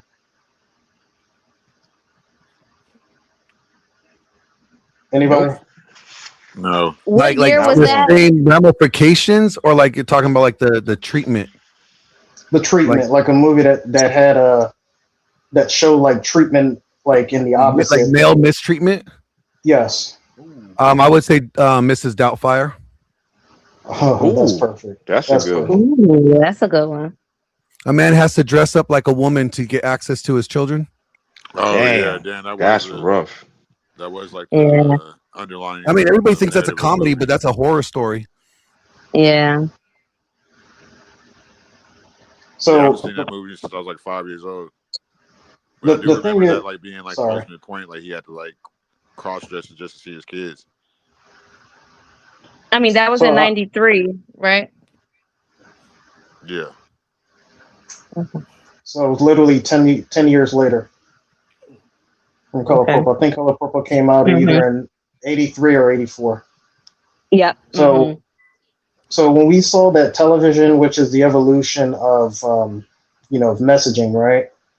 Television comes out, now you can have people glued to a screen and then you can start to initiate some form of programming. Because that's why they said, hey, turn on your television and then basically look at the program, right? So what you started to see is that because they were already catering to women, right? You started seeing certain TV shows that were basically trying to get women to, increase the GDP, wherever way possible, right? To keep them glued. And you see all these commercials that come out, right? All the stuff they were selling, QVC, etc. The thing is that you had these talk show hosts that came out, and since back then, right now people are trying to do a resurgence of it. They were selling controversy, right? These men ain't doing that. It's like, oh, well, who are you talking about? Who remembers Ricky Lake? Yeah, Ricky Lake, sorry, Jesse Raphael, all that. Jerry Springer. No, are you Jerry talking Springer. about like fat Ricky Lake, or when like Ricky Lake got thin? There's two different Ricky Lakes, though. Like you gotta admit, like the shows were different. Queen Latifah had a show twice. The point like he's that trying to too. make is that there was more propaganda, women-based talk shows. Jerry Springer was like innovative for his time. And it wasn't about. It wasn't as. Oh, I mean, you got to go back to like the sitcoms in the 70s, like because like you remember like Leave It to Beaver, you had Mrs. Beaver at the house, right? But then when you get Mary Tyler Moore in the 70s, she's like the boss woman, right? So exactly. Man, you even got cartoon shows where the dad, like, I'm bringing it up, so I don't know if any of y'all ever heard of Johnny Test. My kids watch it. I actually like the show, but I don't like the fact that the mom is the go-getter. She works 16 hours a day while the dad is the stay-at-home dad, and you can see the like he's very overly emotional. The mom is stoic, and he's overly emotional, literally. Like they're trying to normalize that bad behavior, like. They're trying to normalize that sensitive behavior in men, right? Like men are supposed to be vulnerable. It's okay for men to cry. Like crying is not the issue. It's the reaction that causes like what women see you when you cry. What they think, is the problem. Like if crying would get you laid, every guy would cry. Okay? Exactly, because I was Some trying to do tell cry women, to get laid. societal norms. Societal norms don't dictate biological norms. Yeah, like biology. you're looking at the way a system is. Hold on, time out. What she say? She say some men cry too for Man, what? I ain't never seen a man cry to get laid, Becca. What are you talking I about? want you to ask social media. I want you to ask. Put it as a poll. Put it as a poll. Becca, We've all heard a story. We've all everyone. That's anecdotal. I've heard men cry to play to your ego to get back with you. Y'all might have. That's to get laid. Y'all might have sex. That's why to get some. I'm sorry. What did Poppy say? What did Poppy say? All men want what? And so if he's crying to get back with you, it's ultimately to get back to what? That's not true. But she not giving you nothing though. She call you soft. He be crying because he want to stay in that relationship. He don't want nobody else to have you. I could break up with you and still have sex with you. Because he still want it. Have you ever heard of a sympathy sex? Guys, that means that's strings to get sympathy sex. They call it the here, give it here pussy. I never want that in my life. That means that's the last time you're not getting it no more. Here pussy. Like here, just like, you know what I'm saying, kind of like a sex worker. Time out. I want her to explain one incident where a man cried to her to getting her drawers. Yes, listen, if you're crying to get back with a woman, you're ultimately doing it to get sex. No. Give us an actual life experience. Oh, I definitely had a man cry to get back with me. I mean, that's different. That's different. It's not different. You just said, Poppy, earlier. No. Not gonna let you do that. Listen, Nope. Ultimately, him crying to get back with you is not the same as him crying just to get some. Because him crying to get something, he's okay with y'all not even getting back together. He just wants some. But him crying to get back with you is completely different. He love you. He love you. He don't want to lose to you. That's it. What about the sneaky fucker that? Oh, I'm sorry, I didn't want to curse, but like, you know, the guy's being like playing her best friend. He's the shoulder that she cries on, but really he wants to be the.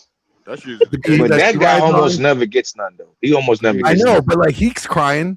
Blanco, Like, there you go, right there, Blanco. Oh my God, that's fucking Hitler. Hey, love. Sexual healing. This is why. Yo, that's wild. Trey, that's wild. Come on. Don't do walk like that. Hey, hold on, Trey. Hold on 1 second. Hold on. Put this nigga back in on the big screen. Hold on. Don't do it. And please, bro, this is your time to shine, my guy. Wolf. This is your time for you to come back to the brotherhood. I'm asking you once. I swear to God, bro. If you say the wrong answer, I'm gonna make sure you banned from this goddamn channel forever. Wolf, have you ever cried to a woman to get some pussy, bro? Absolutely not. Never in my life. No. Oh, thank God. I ain't gonna lie to you. I was worried even me asking that question. Thank you. I ain't gonna lie. Whoa. Real quick. Y'all, real quick. Hold on, everybody. Glenn. Yes, sir. Hey, since I got somebody that's unbiased on the platform, I want to ask you a question, my brother. Have you ever heard of a man healing from having sex? I'm just curious. Have I heard a man doing what? Healing. He said he's healing. So he's not having sex, so he's healing. He's healing? That's not what I said. Like he's like blessing them, or okay, like well, tell Glenn what you said. Jesus. I basically said I'm not in a relationship because I'm trying to heal, but I'm like, it's not just about healing, it's also about finding the right woman again. That's all. I'm trying to like just gather. Hold on, Wolfstacks. Tell him, but you're actively last month you still had what? Yeah. I still got some. I still got some cheeks, but that's just regular. So he I don't mean I don't like cheeks. So he said he's healing, but then he still having intercourse. What are you healing from?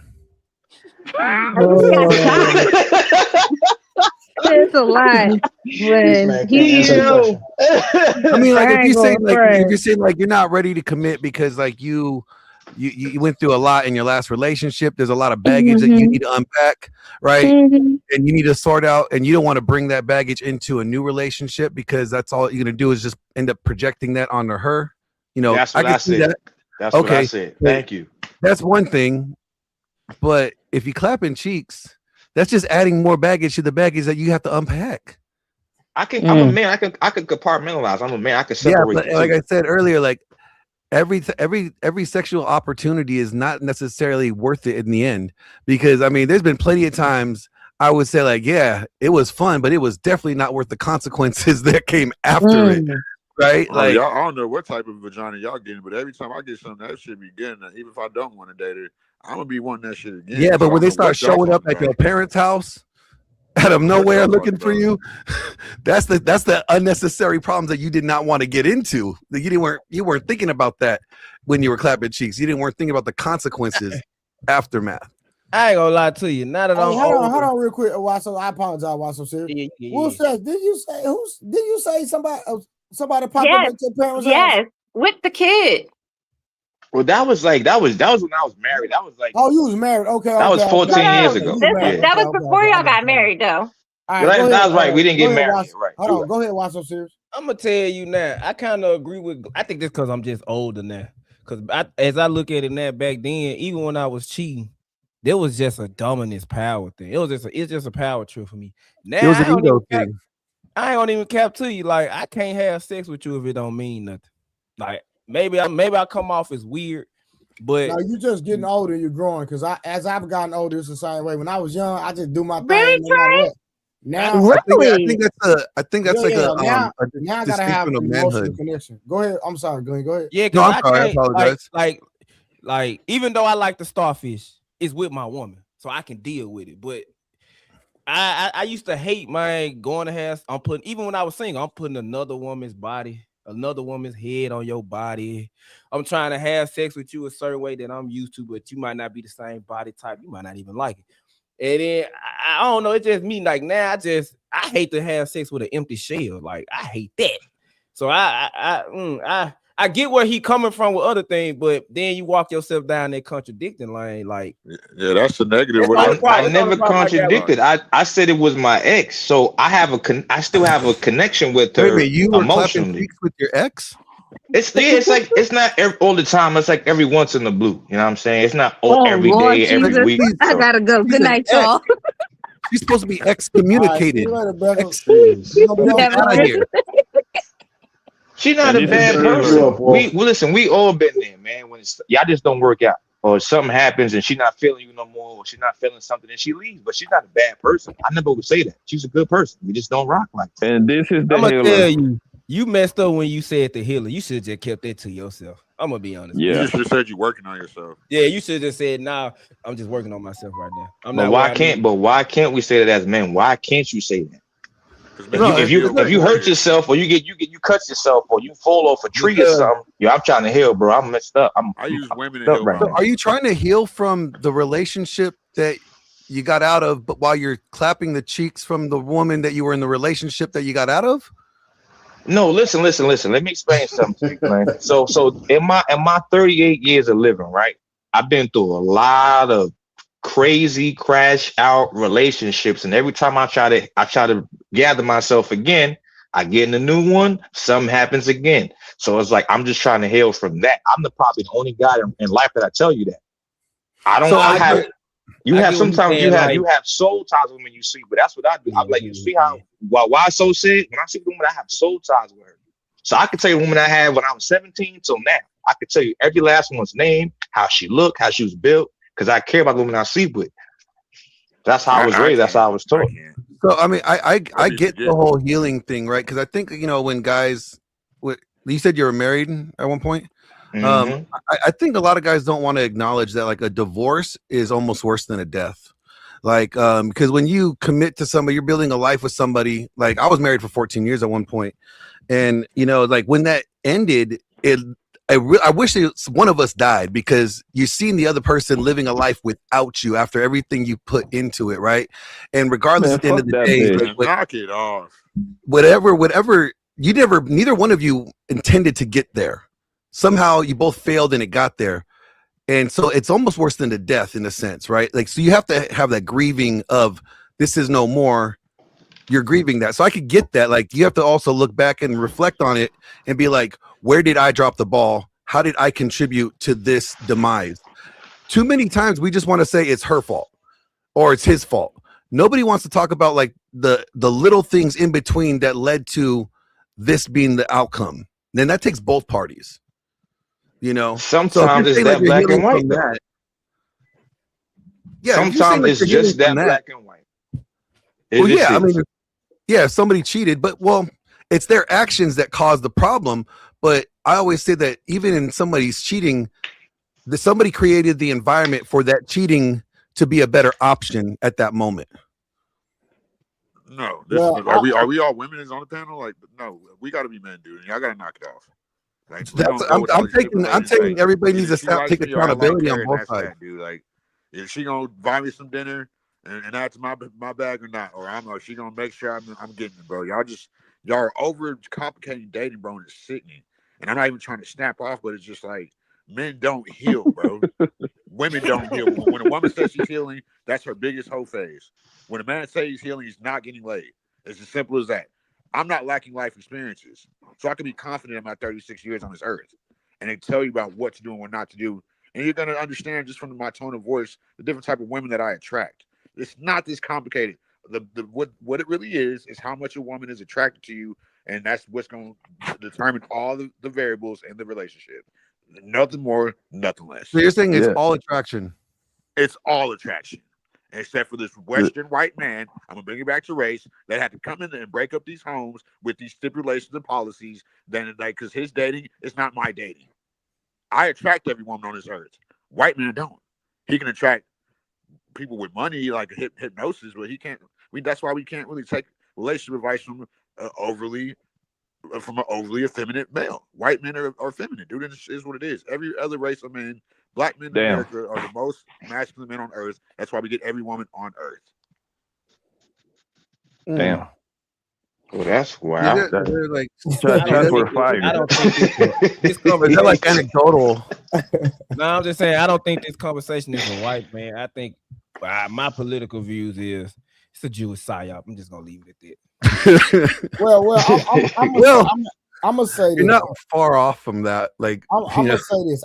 Me personally, I don't believe in the whole healing thing, but as a divorced man myself, I understand exactly what Glenn is talking about when it comes to divorce. So I'm gonna speak for divorce. So if you have not been divorced, then you can't understand what Glenn was talking about. Now, I'm not gonna say it's like a death. I'm not gonna go to extreme, but you know, when you want when your goal as a man is to grow up with your kids in the house and everybody be under one roof, and then you got to split this and kids go over here, then your kids calling you daddy, why you can't come to mama's house, mama, why you can't go to daddy's house, and then your kid is coming to you and you got a heart for your child, your actual child, and they asking certain questions, then you get the courts involved. Like, that's a whole different life experience. And if you ain't never experienced that, man, you can't speak on it, just being real.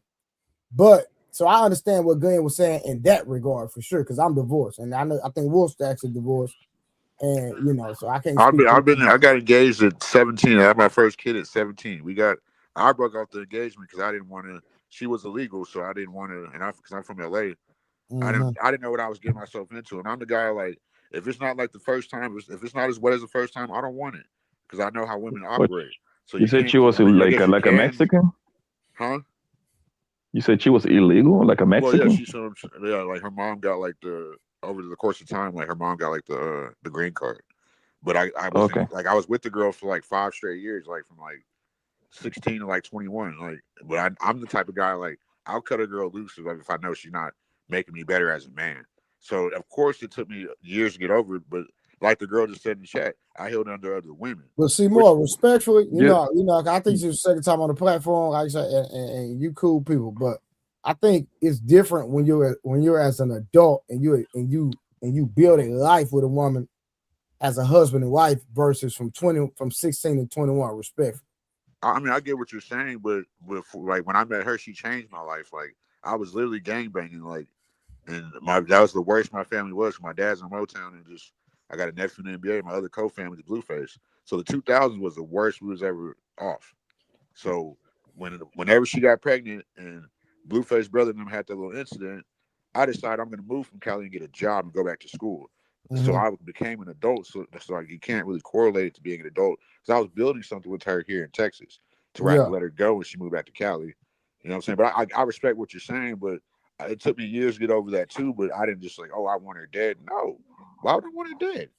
And that's what you said. It's not that extreme, but I feel like that's a feminine way of looking at that. And we got to stop. I'm not saying that you want her dead. It's like a death. It's like worse than a death. Like the relationship being like this thing that you invested in, this thing that you were planning on creating, that you guys were both creating, that is dead. The relationship is dead. And so it's like a death, not you want them dead. Okay. Yeah, I understood that. I understood that, Glenn. You gotta think about the well, I know me. Like I had 300 people in my wedding. You know what I'm saying? Like we don't want to talk about how much money was spent. Like 300? 300? Yeah, I had 300 people there. Yeah. So it's like I can tell it was about 30,000. My friend is being. So it's like Glenn was saying, like, and when you get kids involved, bro, that's that, and you were purposeful. I was intentional with my marriage. I never thought I'd get a divorce, and that's why I feel like, that's why I believe like men that have been divorced, we have a little bit more insight than even married men, because I'm on the side of the spectrum that you don't want to be on. you know what I'm saying? And I can help you and I can advise you not to end on this side of the spectrum, because I'm telling you, it's a whole entire process. So I've been single, I've been married, and now I'm a divorcee. So it's like people like me and Glenn, and I'm gonna think about Wolf Stacks. I'm gonna pray for him. But we, as men, we see things we see the entire lens. You understand what I'm saying? When it comes to relationships, because we've seen it all. But hey, real quick, anybody got anything else? I'm gonna give y'all closing remarks. If not, I was gonna ask a quick question. We're gonna shut it down, and then we'll continue tomorrow at 10 p.m. Again, go ahead, Glenn.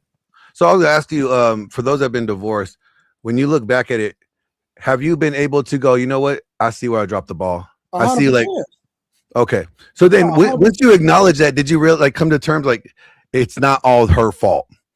Well, I'm gonna say this, Glenn. I've taken responsibility and accountability, but to this day, she hasn't. Well, that doesn't matter. It doesn't matter. No, I know. I get what you're saying, 100%. But it's like a lot of women think just because they don't cheat that they're good wives. Oh yeah, no. There's a lot of well, I mean, you got to figure, right? The Proverbs 31 woman, she's as rare as rubies, right? Mm-hmm. How rare as rubies? That's pretty rare, right? Like, so most men are not going to get a Proverbs 31 woman. And I tell guys, like, wives don't come pre-made; they're built. Mm-hmm.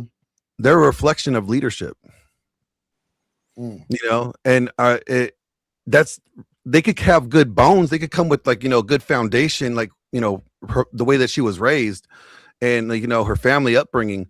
But at the end of the day, it's our responsibility to build them to be the wife that we want them to be for us. Right. Yeah, for sure. 100% mold them. You got to mold them. That's 100%. Yeah.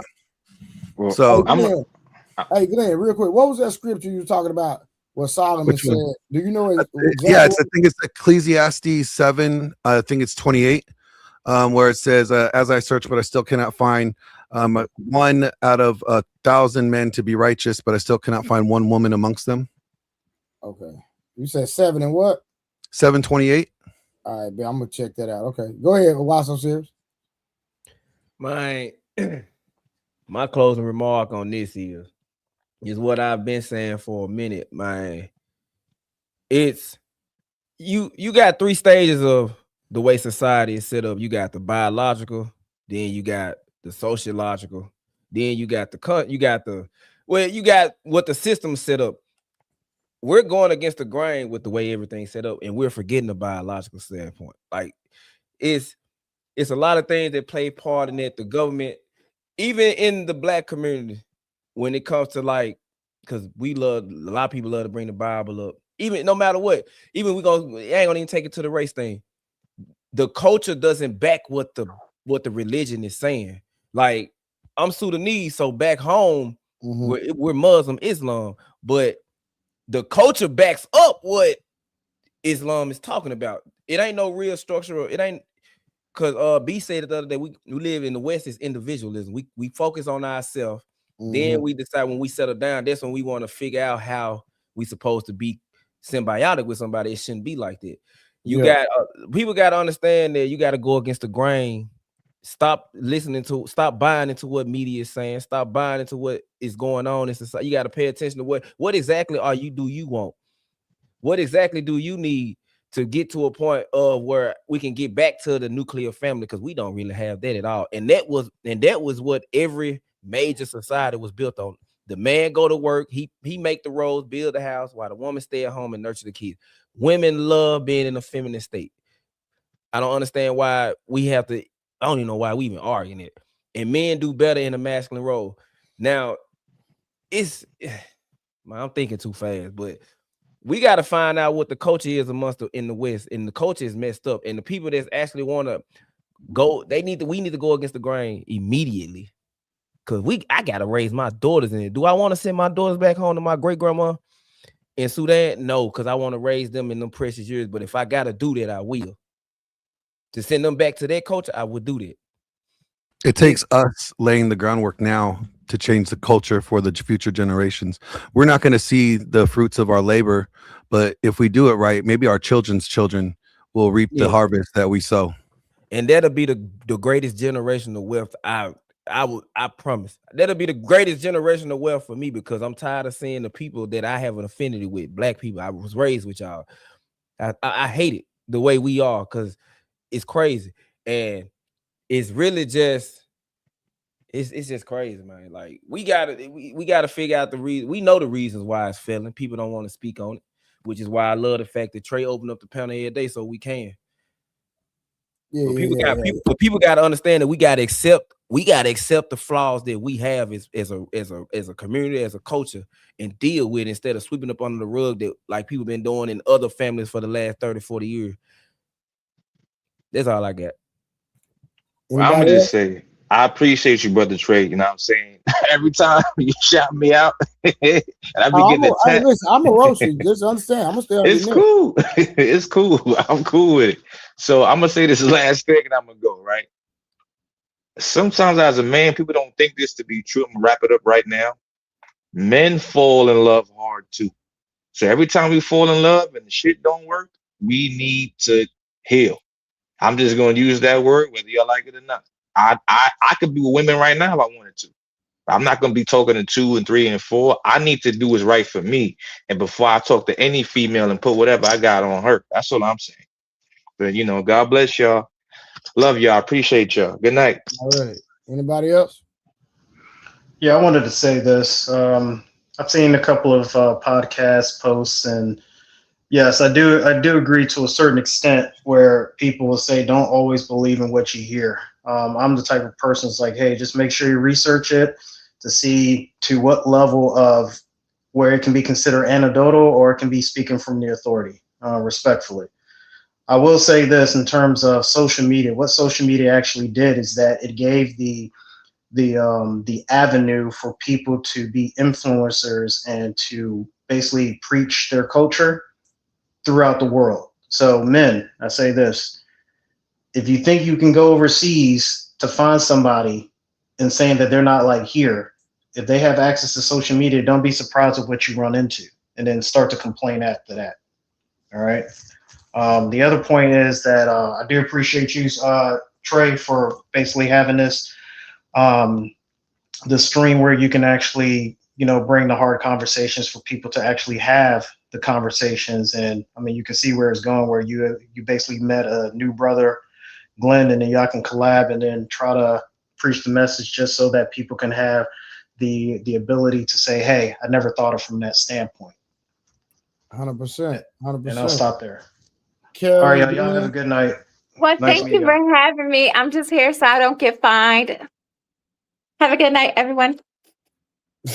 You play too much. Glenn, you can close us out, brother.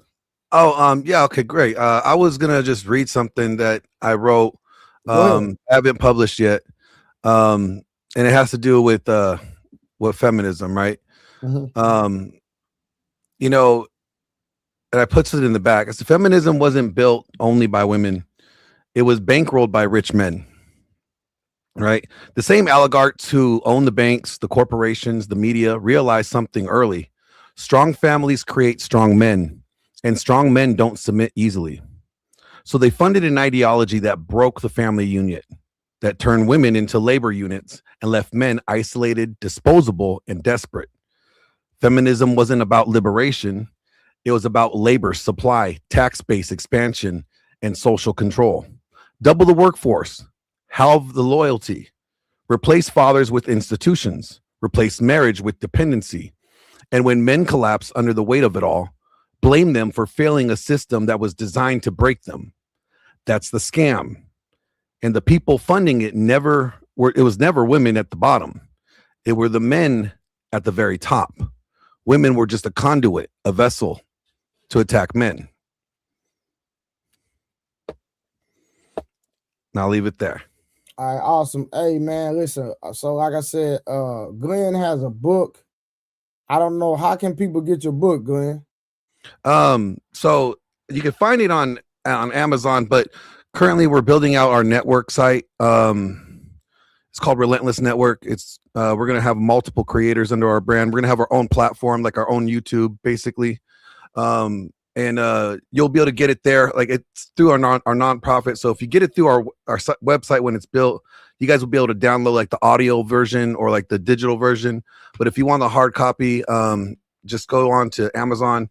You could look up my name, Glenn Lawrence, or you could look up A Dominant Masculine Presence. That's it's the shirt that you see in my avatar here, presence over performance. Okay. We have a lot of series. I have a series on like dating with James Sexton. I like James Sexton, bro. I like him. Yeah, he's good. He's funny. He's a good friend of mine. Oh, really? Yeah. Like I just had him on my show last month. Does he charge? Is there any way I can get him on here? I could probably make a couple calls. You know, James and I are cool. Bro, that'll be crazy if he came on here, bro. That'll be crazy. I know he was just in Austin the other day. And he was in Dallas as well. Oh, okay. So he prefers to do more in-person shows, but he was in New York when we did our show, and I was here in California. Gotcha. Okay, got it. But so like, I mean, like we're putting out our content, and most of the content that we put out on our website when it's done, it's literally for men. It's to help men. We want to create Nehemiahs, not Absaloms. If you guys know biblical story of Nehemiah, he rebuilt the wall, right? He had a sword in one hand and a trestle in the other. Yeah. He was a warrior and a builder. And Absalom was King David's son that sold snake oil, right? He betrayed people. He tried to overthrow his father. We have too many snake oil salesmen now telling guys bad information that are making them more angry, keeping them angry. And if we want to heal, you know, the relationships between men and women, then as men, we got to lead that healing. So that's what we're trying to do. Okay. So yeah, just Relentless Network, Amazon for the books. Okay. Like I said, you got my number, bro. Like I said, Yeah. I've only been streaming for 3 weeks. This is my 3rd week, literally. So, but like I said, I got my foot down and we grinding. You're doing good if you're in the algorithm already and you're monetized. Like, bro, 3 weeks, you put in some work to get those, what, 3,000 hours, 5,000 hours, or whatever it is. We put in some work. See this young lady right here? She put in work with me. There you go. Well, you know, they say, like, you know, for every strong man, there's a strong woman there. Yeah, 30K been holding it down. Samson and Rose. So that been the crew. But yeah, so anytime, bro, 10 o'clock, 10 p.m. Central Standard Time, Sunday through Saturday, bro, I'm going live. So and if you want to bring anybody with you, bro, bring them through. If you want to promote anything, man, it's all love, no free of charge, bro. It's all love. Like I say, and send me that info. Yeah, we will connect. So what I'll do, Glenn, once like I said, I'll cash app you tomorrow, get your book, and then I'll come back. Like I said, I got your number, so I'll hit you up once I get the physical you can kind of, I guess, try to figure out how I can do how I can just give people contact information if they want to get the book, and we can just run it like that. Like I'll physically send you everybody's information that wants to get a book. Yeah, if you want, we could chop it up after the stream. I could like just give you some stuff. We could just work all that stuff out. Because I like the content that you're doing, and I want to show you the network so you could actually maybe interested in collaborating with the network. Because like 100% for sure. Hey, let's do it tomorrow for sure. Okay. That's cool. Because I say a rising tide lifts all ships, and we are the rising tide. Yeah. So I think Karen wanted to say something. Yeah, Glenn, can you put your channel in the chat? Yeah. Put it in the chat and the regular chat, the back chat and the regular chat. All right, let me grab my link real quick. Here we go. So there we go. There it is. Here we go. I think this is in the chat now. And is that the private chat? No, the regular chat. All right, here's the private chat.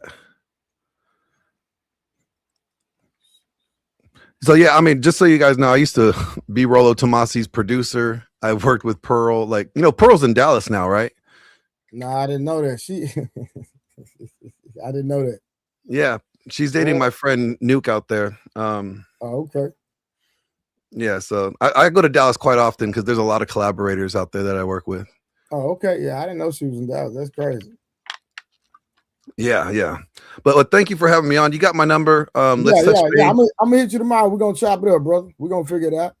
Appreciate it. Thank you, guys. All right, man. I appreciate you. All right, 30K, I'll see y'all tomorrow. All right. Bye. All right, see you, brother. Shout out to the chat. Hold on real quick. And shout out to Tiffany, real quick. Tiffany KT with the $5 super sticker. Like I said, this is my first time seeing her, but she has came in and started blessing. So Tiffany KT, shout out to you. I really appreciate you so much. If you ever want to come up on the stream, all you got to do is hit the link. Thank you for the support. Remember, everybody, 10 p.m., make sure you like, share, turn on the bell notification every night. And hey, any videos you see that I post during the day, hype those videos. I mean, hype these lives that we're doing. Make sure you hype them up. All right. I appreciate y'all, and I'll see y'all tomorrow night. Trey, real quick, when are you able to start getting members? Because I don't see that. I gotta configure that and do that. Yeah, I'm doing that because see what I'm gonna do is right. A lot of people don't know I'm a world-class strength and conditioning coach, right? I train Earl Spence. I train other professional boxers as well. I got a boxer fighting on February 27th. And so what I'm gonna do is I'm gonna create a members for people that want to work out.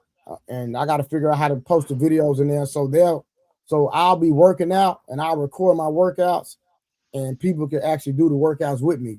They can see how a world-class trainer trains and they can work out with me. So I'm going to be giving people world-class fitness tips, world-class exercise routines. And I'm going to do it for the ladies that want to get a bigger butt, flatter stomach, the whole shebang. You know what I mean? So I'm going to be starting that soon. But I'm figuring it out soon, then I'll have them up. I appreciate that too, 30K.